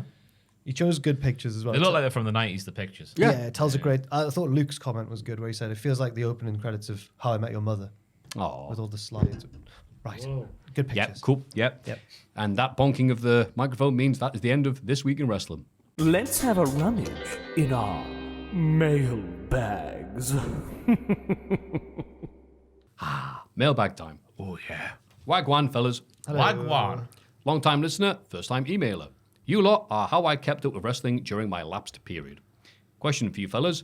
Has there ever been a time where you've liked/disliked something, but then you've heard your fellow podcaster's opinion and has made you change your mind? Keep up the good work. From former Celtic midfielder, Jiri Jarosk. Yuri Yarashik. Yuri Jarosk, thank you. Joe from Glasgow. Thank you, Joe. Also affectionately known as Jam Numbers from Maffew. Oh, hello, Jam Numbers. I know you. Jam numbers. Jam Numbers. This is jam numbers. This is Jam Numbers. That's what I do on Twitch. If someone shows up and their name's like Jack3946, whatever. This I'm is like, Jack 314. I got Jack Numbers. So yeah, has there been a time you've gone, I hate this person, and then we've spoken to you and we've convinced you otherwise? Yeah. Chase U. You went into them to begin I with. hated Andre Chase at the start. Really? But it was thanks to you boys. And you, Joel. I don't know if you were on the pod at the time. Probably not when it originated. And Richard, who turned me on to... It was just every week thinking, this guy... his gimmick's just not going to help him at all. He's a professor and he swears sometimes. And now look what happened. We're all desperate for him to not only find his smile again, but find his uni again, which he's lost twice. Yes. You all didn't like Duke Hudson as well, right? That's not true.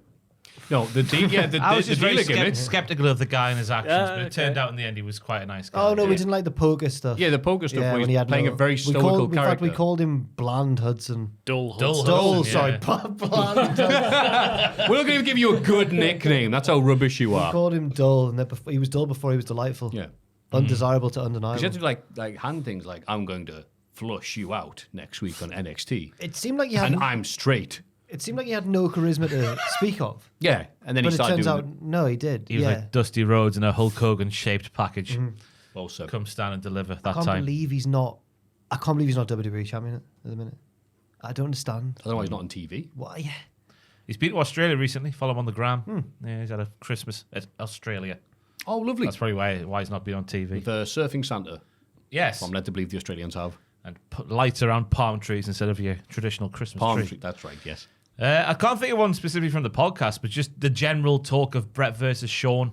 Because I was fully Sean until about 2018. And then obviously you see more stuff on Twitter about Brett.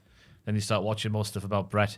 And then about 2018 I became Team Brett. And I haven't gone back since. So happy to hear that. Yeah. I think I think that's also how the general online side in the Sean versus Brett thing has flopped more towards Brett in recent years, quite fully. Along with maybe it was because of things like Dark Side of the Ring and stuff shining a light on it, or maybe it was people like FTR and CM Punk just blatantly doing Brett matches, Just remaking his matches. Yeah, Yes. but that's a good Punching one. Vince, that whole thing. Who's yours then? Because you Who's know my what? wrestler Brett. that you didn't like at first. Oh, too. okay, sorry. No, not in the Brett Sean war. I know You're that. stubborn as bowels. I don't know if you'll have an answer. Yeah, quite steadfast. I'd say I wouldn't have enjoyed Come Tuesday anywhere near as much. I haven't been doing this podcast with you guys. Yeah. What a guy. Yeah, R.I.P. to Come. I know. He's still active on Instagram. He had a second post this week, last 7 days. Has he been what did wrestling? he post? He's not wrestling. He's just working out. Look, Jack Brothers. I'm surprised that he hasn't gone anywhere or wrestled anybody since I know. NXT. That's it. If I was Impact, if I was New Japan, if I was AEW, I'd be banging his door down. He's in even better shape than he was. Oh my god. And he's still the size he was in terms of height. He's the Well, tall. that's good. It's a shame when some lads, you don't see him for a bit and they lose a bit of height. It's like the Undertaker said to Trump. I was saying if he was like, I used to be 6'9", but now I'm like 7'7". Oh god. Take it. You were never 6'9". Taker. 6'9". Howdy, y'all. Howdy. yeah. I'm from America. Really? I eat 3 flags for breakfast every morning. My wife is a bald eagle, my house is a gun, and I watch the wrestling on the cock. As of late, there has been a lot of scuttlebutt and speculation on this here fine podcast about how the wrestling on the cock works, and I have just about had it up to my 10-gallon Stetson Hyatt with some of the inaccuracies. So I thought I'd set you redcoats straight in a couple of dang things. I don't work at Butlins, you prick. There are 4 sections on the Peacock: movies, TV shows, sports, and the WWE. The rest of them will show up in the general search. There are different collections which allow you to filter the WWE, WCW, and ECW shows by select match types, rivalries, and factions. We still need to have all the modern shows, all the WCWs. I'm not going to read all these things out. Basically, the full network, all the PLEs and the USA, yeehaw, are still on the cock. The only thing on Netflix here are the episodes of Monday Night Raw in 2025 and the advanced documentary.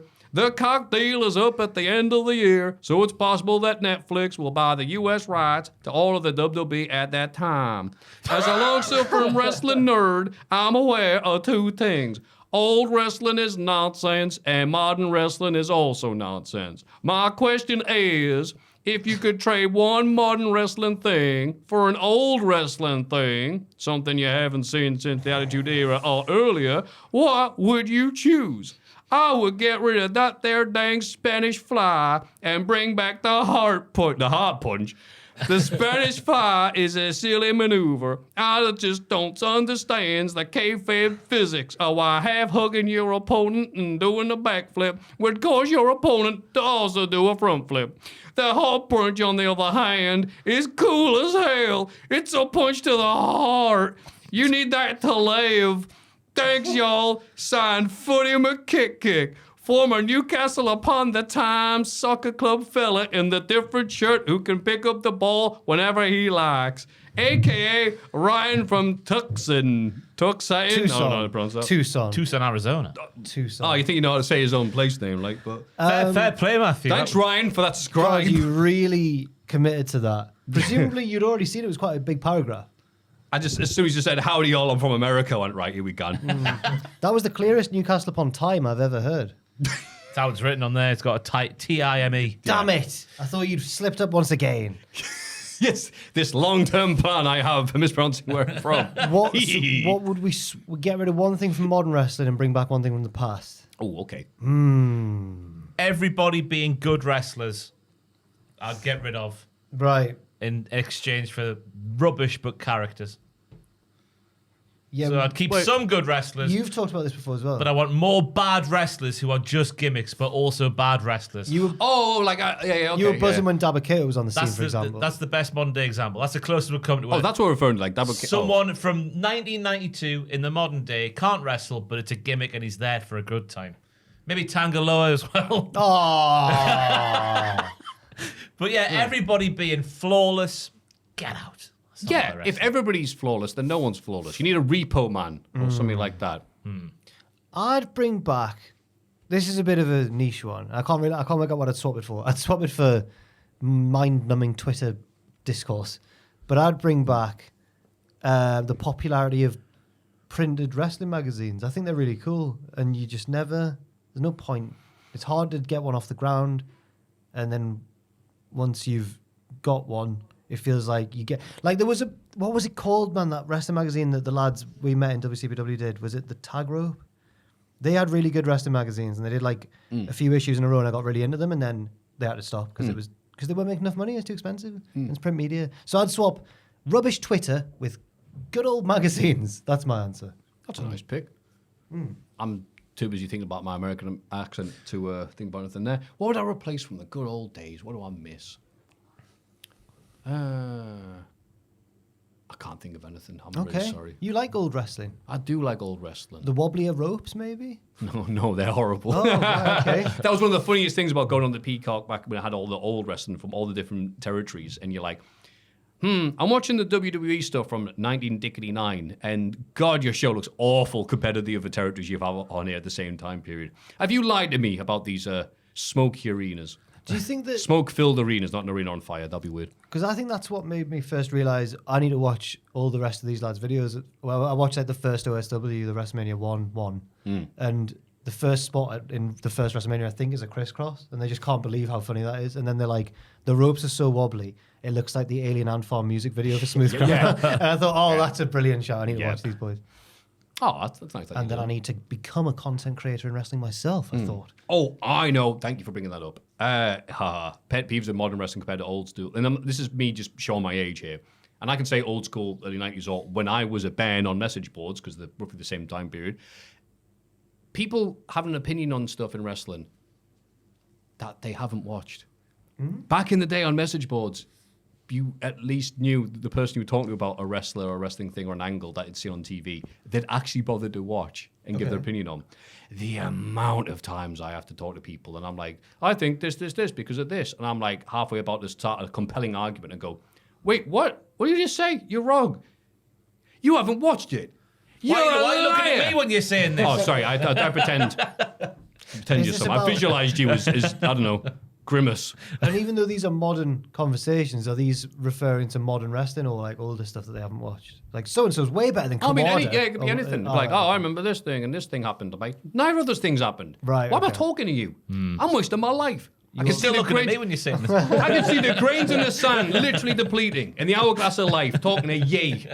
So I'd put that, because if people had said something, they'd back it up, because they knew you, and on the message board, it was a small enough community where go, if someone made a faux pas and went, I didn't watch it, but I heard it was crap, people are like, well, shut up then. Yeah. Username, stupid face. Yeah. That's one of the most I'm looking at you again, I'm sorry. cynical answers we've ever given on this mailbag. Is it? We want back, the three of us, we want crap wrestlers, magazines, and knowledgeable fans. Yeah, people who actually watch the thing before giving their opinion on it.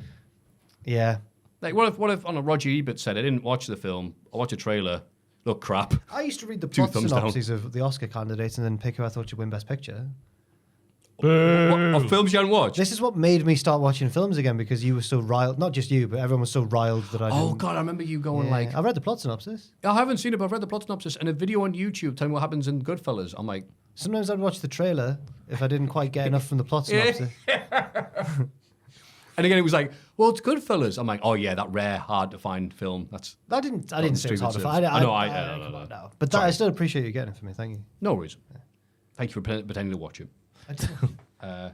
Well, hey, funny Diddlers. like a clown. That obscure scene. Hey, Yes, there it you proves go. I've watched it. After Maffew mentioned me last week, oh no, who's this? I thought it must be about time to send in the latest episode of his personal favorite game. Who said that? Yeah. Who said that? Who said that? Joel's gonna tell us, and we're gonna guess. Who said that? Who said that? Joel's gonna tell us. Look out! Here comes the Who Said That. You really saved that, because Maffew glanced at me and he wasn't on board with the song, and I was worried. But thank you, hot tag to Joel there. There was a bit of a delay in compiling this quiz because there was a streak where it was just Maffew quotes. And I didn't want it to seem like I am just picking on him. No, pick away, mate. Pick away. I always aim to share the embarrassment as equally as possible. Fair. Good luck with the quiz. The quotes are from 2020, and no Adam in this one. Yours lovingly, Philip Mike Hunt, a.k.a. Michael Bozak. I had to pause. I saw that. I went to school with a kid named Michael Hunter, so you're never going to get that one on me. And yes, we called him that. He was a good lad. Poor Michael. He moved to Canada. Never heard What from a him again. pair of arseholes his parents were. That's what we were thinking. Nah, take a step back and have a think, will you? Thank you, Philip, for the question. for the not Thank the you, question, the Michael. quiz. Philip. Philip Michael. Yeah. Your name is Mud here, pal. Oh. Go on, hit us with your best shot, Joe. Who said that? Who said that? We're gonna guess. Joel's gonna tell us. All right. Number one. I'll forward you the dick pics if I get any this week. Gee, I'm going to go with me. No, it's a trick. This is a trick. I'm gonna go with Ross. I'll go with me. I'll be the least likely on this podcast to get dick pics. What? Surely me as well. Of the three? No, you're everyone's little boy toy heartthrob. It was Ross. Yeah. Oh, well done, Ross. The context is closing the podcast after Maffew said sending dick pics to the mailbag. That's dangerous. We didn't get any at that time. I would remember that thing if we got any. Yeah, I'm glad that we remember that. What a reckless thing. Oh, we get so many What nowadays. a reckless thing to invite to the company mailbag. Number two. Oh, I look like a hideous racist there, so moving on. I think Oh, it's hard. I can hear Matthew's voice saying the combination of words hideous racist. So Yeah, I know what you mean. Oh, hideous racist. I can hear Jack with the O at the start. Oh, Oh. Hideous. I am very wistful. I can hear me saying that very clearly. Maffew. It was Maffew. After Jack said that a name from the mailbag, Matthew was joking about it could be Native American. What? Some racist stuff. It should just say Matthew does racism. No. It could be Native American. what? I'm trying to. How would a name like that work? I don't know. Can't remember. Oh, here's an email from Chief Running Water. Like, I don't know what my thought process was there. I'm sorry. It might have been something like that, I guess. Yeah, I apologise. Or maybe it was like, Eddie Thorpe. or something like... Proud furry Eddie Thorpe. I realised as I was going on and on, the story was incredibly tedious. Me. Jack. It's got Jack. It was Jack. Yeah. Telling a story about complaining about an alarm going off and the admin involved. Oh, that day was unreal. There was this... That doesn't matter. I can't do it. If it was tedious the first time, I rang the police who told me to ring the council who told me to ring the police. I didn't ring 999. I did the lesser emergency number, 111 from Ross's NXT bit. It was the day after a pay-per-view, so I'd been up late the night before, and it was the alarm went. It was on for hours and hours, and no one was doing anything. Right, anyway. Number 4.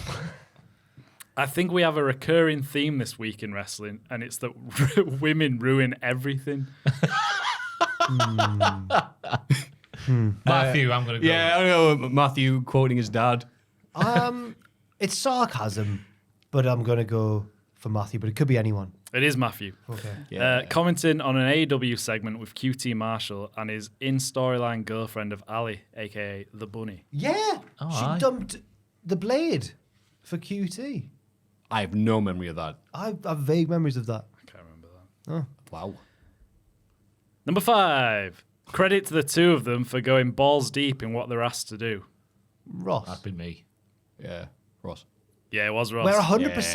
Yeah, you're doing well here. We finally know each other after years of knowing each other. And that was Mandy Rose and Otis kissing in a parking Oh, lot. yeah. Oh, of course, my yes. goodness Fair me. play to them for going balls And deep. then I remember because I made this a gif on my Twitter because it goes from them necking on to Kurt Angle like looking down the barrel of the lens going like one of the greatest transitions in I remember televised wrestling history. Yeah. Wow, that was like 5 years Oh. ago. Yeah, That's we're all insane. dead soon. God. It's open.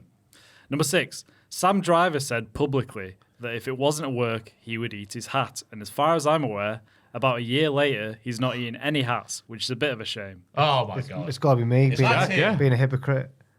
Yeah, it's Jack. Heap hop. Jack being disappointed by people not following through on their bets. Fancy that, eh? Heap hop anonymous.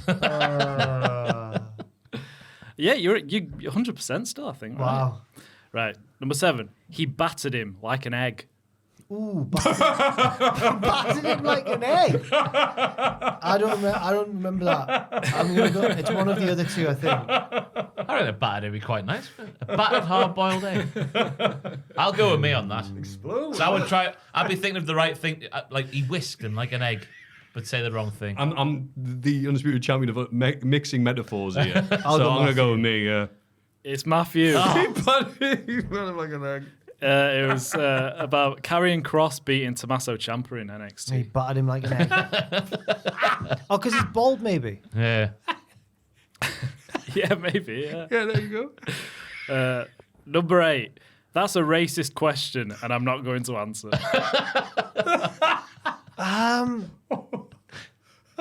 Me, I think I'm the more cautious, maybe. Yeah, Yeah. Jack on me. Ross would never say something like that. Yeah, Jack. Yeah, it is Jack. Why It would I was- never say anything like that, Because you're Matthew? sensible. No, it's sensible to say I was that. going to say. Wait, what's the context, though?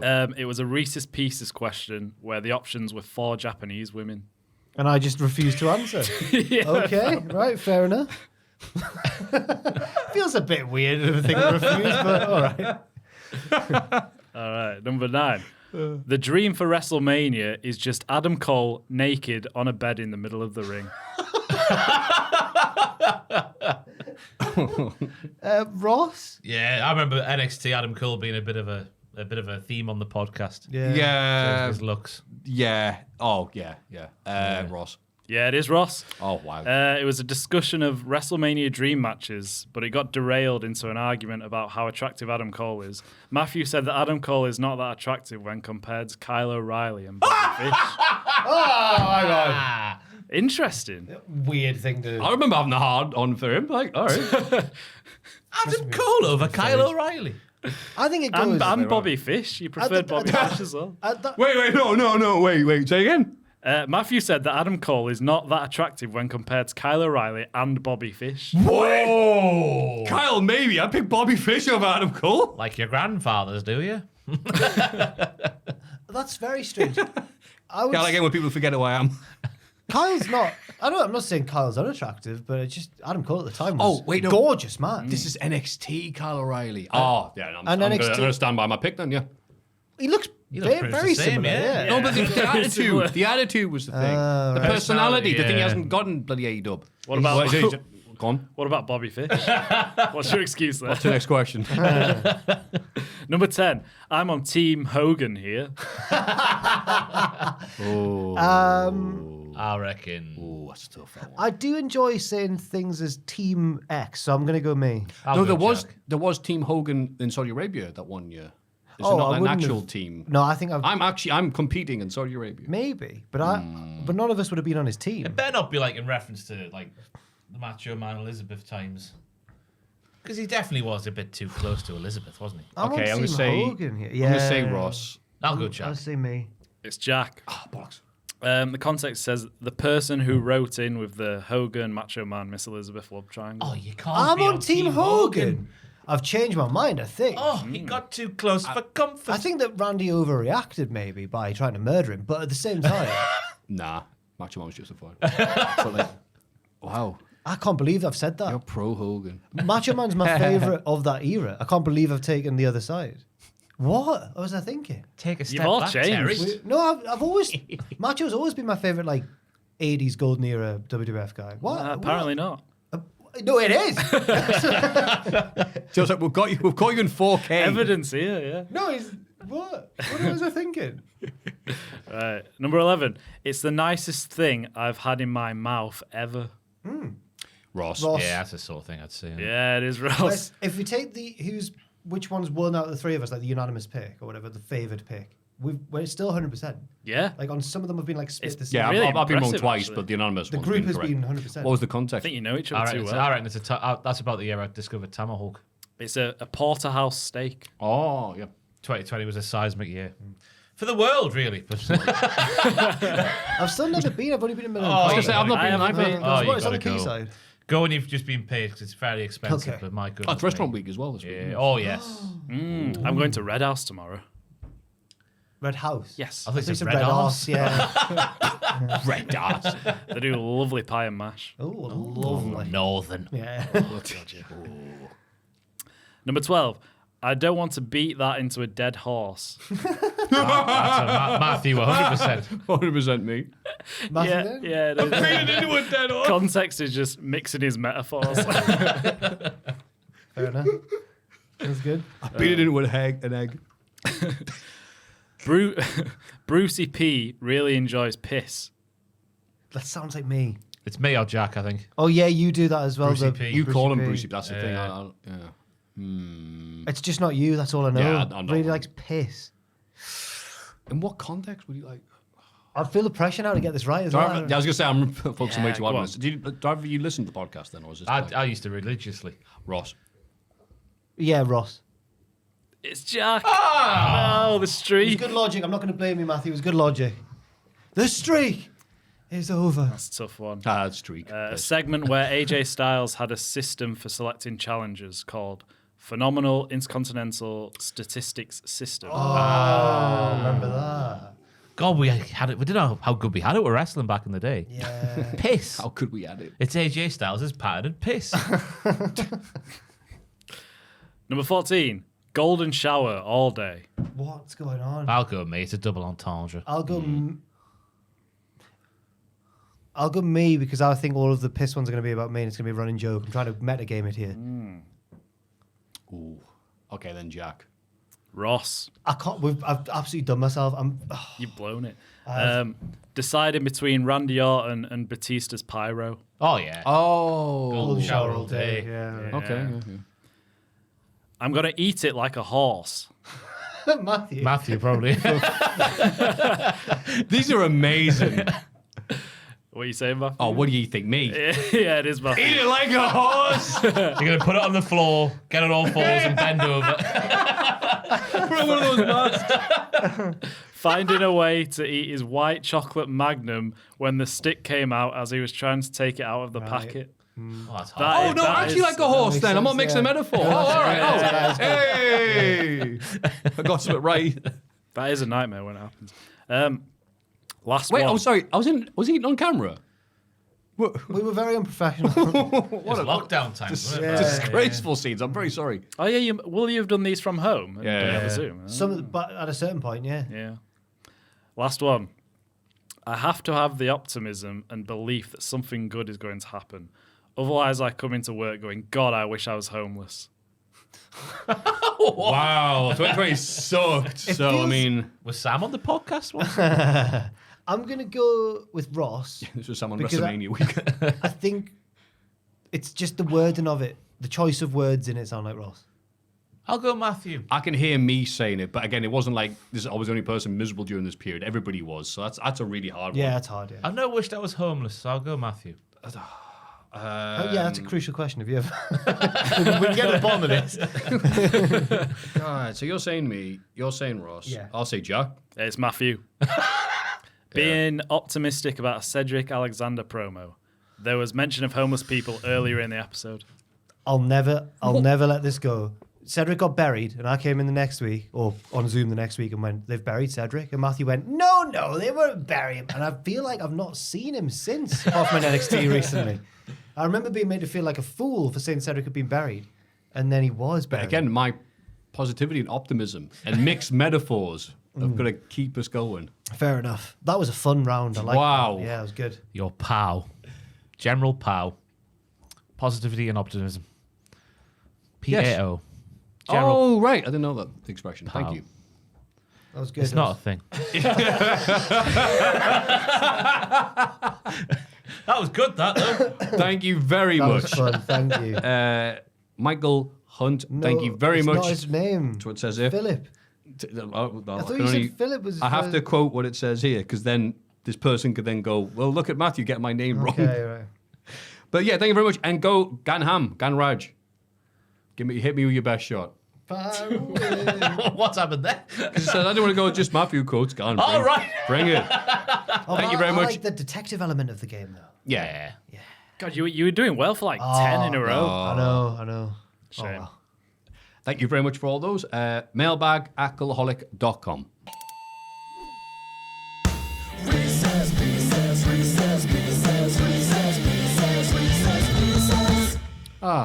Wrist piss.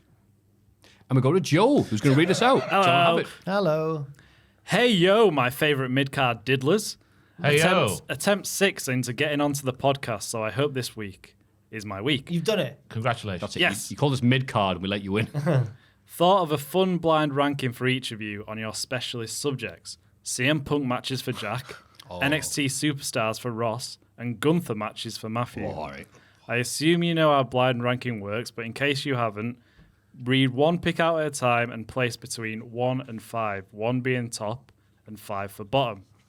Thank you for all the hours of laughs and entertainment each week. Love and respect, former Liverpool and Sunderland midfielder Bolo Zenden, a.k.a. Jamie Rollo 500. Thank you, Jamie. Cheers, Jamie. So Thank do you you, know how Jamie. it works, blind ranking? Fastest fourth thirst. Well, no. Well, Yeah, it's a good point. Yeah. you can think about The it. genuine challenge. Well, no, not really, but So once you've placed one, you can't go back. And, Okay. Yeah. We Okay, might have a wacky random order. Oh. Jesus Christ. A wacky random order.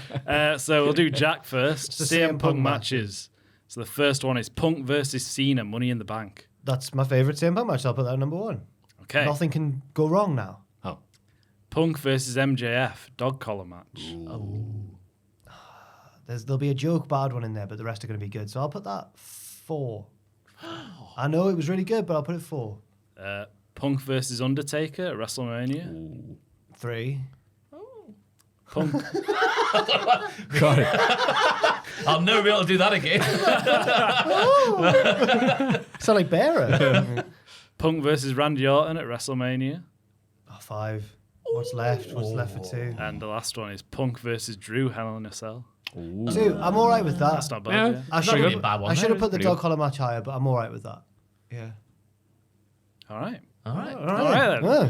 Ross, NXT stars. Yeah. Number 1, Mr. Andre Chase.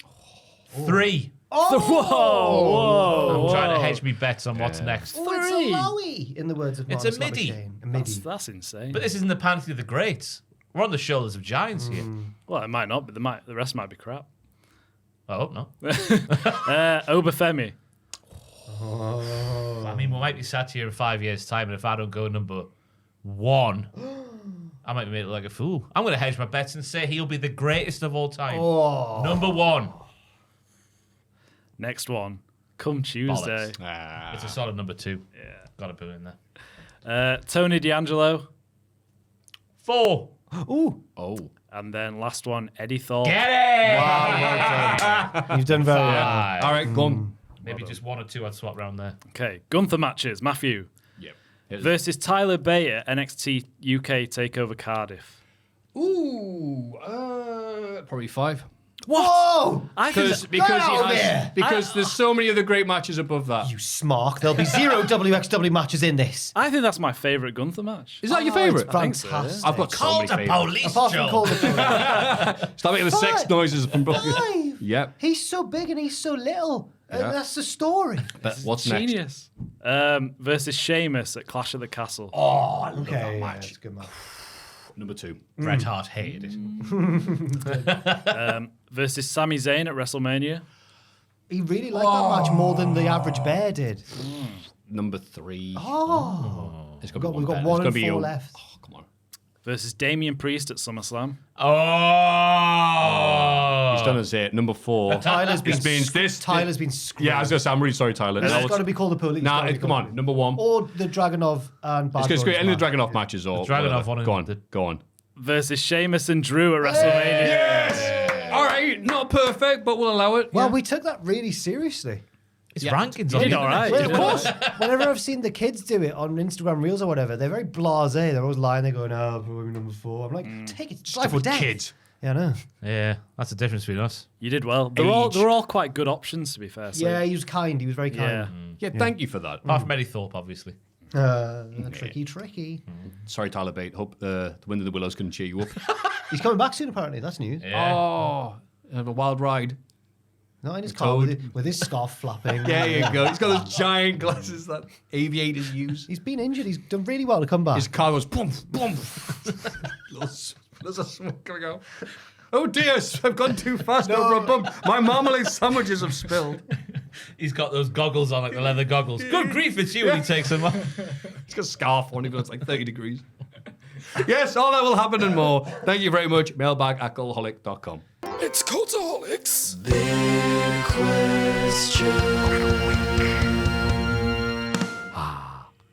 It's the big question.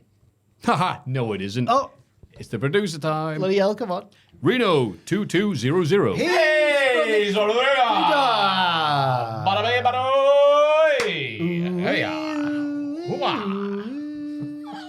Noah Anderson.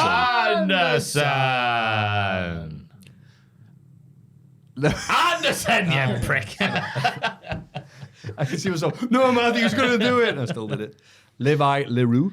Going in for the bloody kill. Doing it for the Just like the Menendez brothers. He has a reason behind the kill. And the thrill of it, running away, putting the guns by the lake, going back and pretend it didn't happen. I've heard a drill rap remix of Going In for the Kill the other day. Every time I have a drink, it's bloody. Hey. So yeah, having flashbacks to the CCTV. Oh, it's Tion Wayne. Right, sorry, carry on. Jimmy Gillen. Gillen! The best a man can get. Larry Robb. Larry Robb, master of the Patreon. We never do it that well. He is, Yeah. I can't remember what I said now. So many weeks ago now. Tear of grace. The Brett. Never know what to say. He's a lovely man called Brett, likes cats and games, does YouTube. Yeah. Every week I say this. You should watch Matthew does Binding of Isaac on YouTube. You do it, I never do. Last week you said you did. I lied. Yeah, I'm very fake. Lord Bushi. I can't remember. Oh no. The Mighty Bushi I did last week. But Yeah. Mighty Bushi. I was just like, we won't sushi. You'll shout about Bushi. You can't silence us. No. With your little tushy, your mighty Lord Bushi. Bushi. And Kendrick Alltop. Oh, hey now, Kendrick How do we Alltop. used to do this? It feels like it's gone off the rails. Hey now, Kendrick Alltop. All the producers in the Patreon Cultaholic. How do we used to do it? I remember back in the I day. tried to wrap it up at the end in a nice little bow. In its heyday, it used to just come off the top. We always didn't get it? so deflated by the other. We're always like, there's always a big sigh. Like, The big question is, sorry, Lord Bushi, especially. I feel like he got the short end of the stick in that one. I mean, he sticks around, so he must like it. Yeah. Whatever we're doing, they're liking it. They got a nice arse. Nice little tushy. tushy, or the aye. mighty Lord Ah, Bushi. that's what that means. You're right. Shushi, Bushi, Tushi.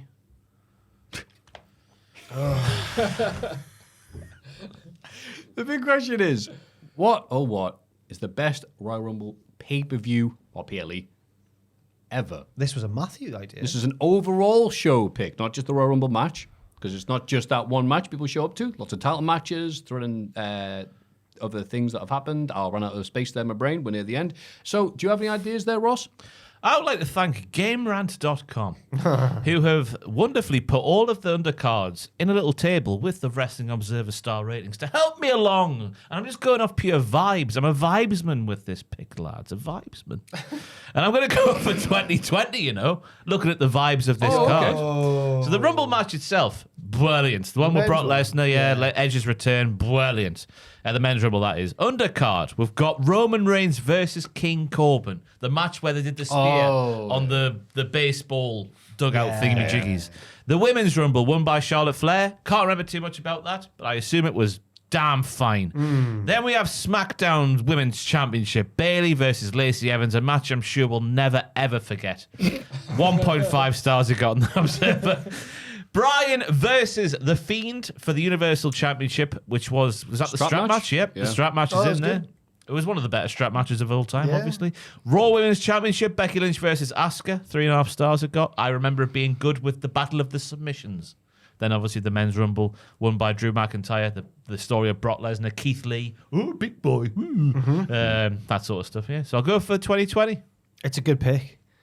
Okay. Especially because when you look back at old pay-per-views, the undercard, especially the Rumble, wasn't always like I recently watched the 99 one, and the undercard matches are just like TV matches. They're just like, it's Al Snow. No, it wasn't. It was Road Dogg versus, I can't even remember now. Big Boss Man and stuff like that. Right. Yeah. It's X-Pac versus Gangrel. X-Pac destroys Gangrel. I was so sad.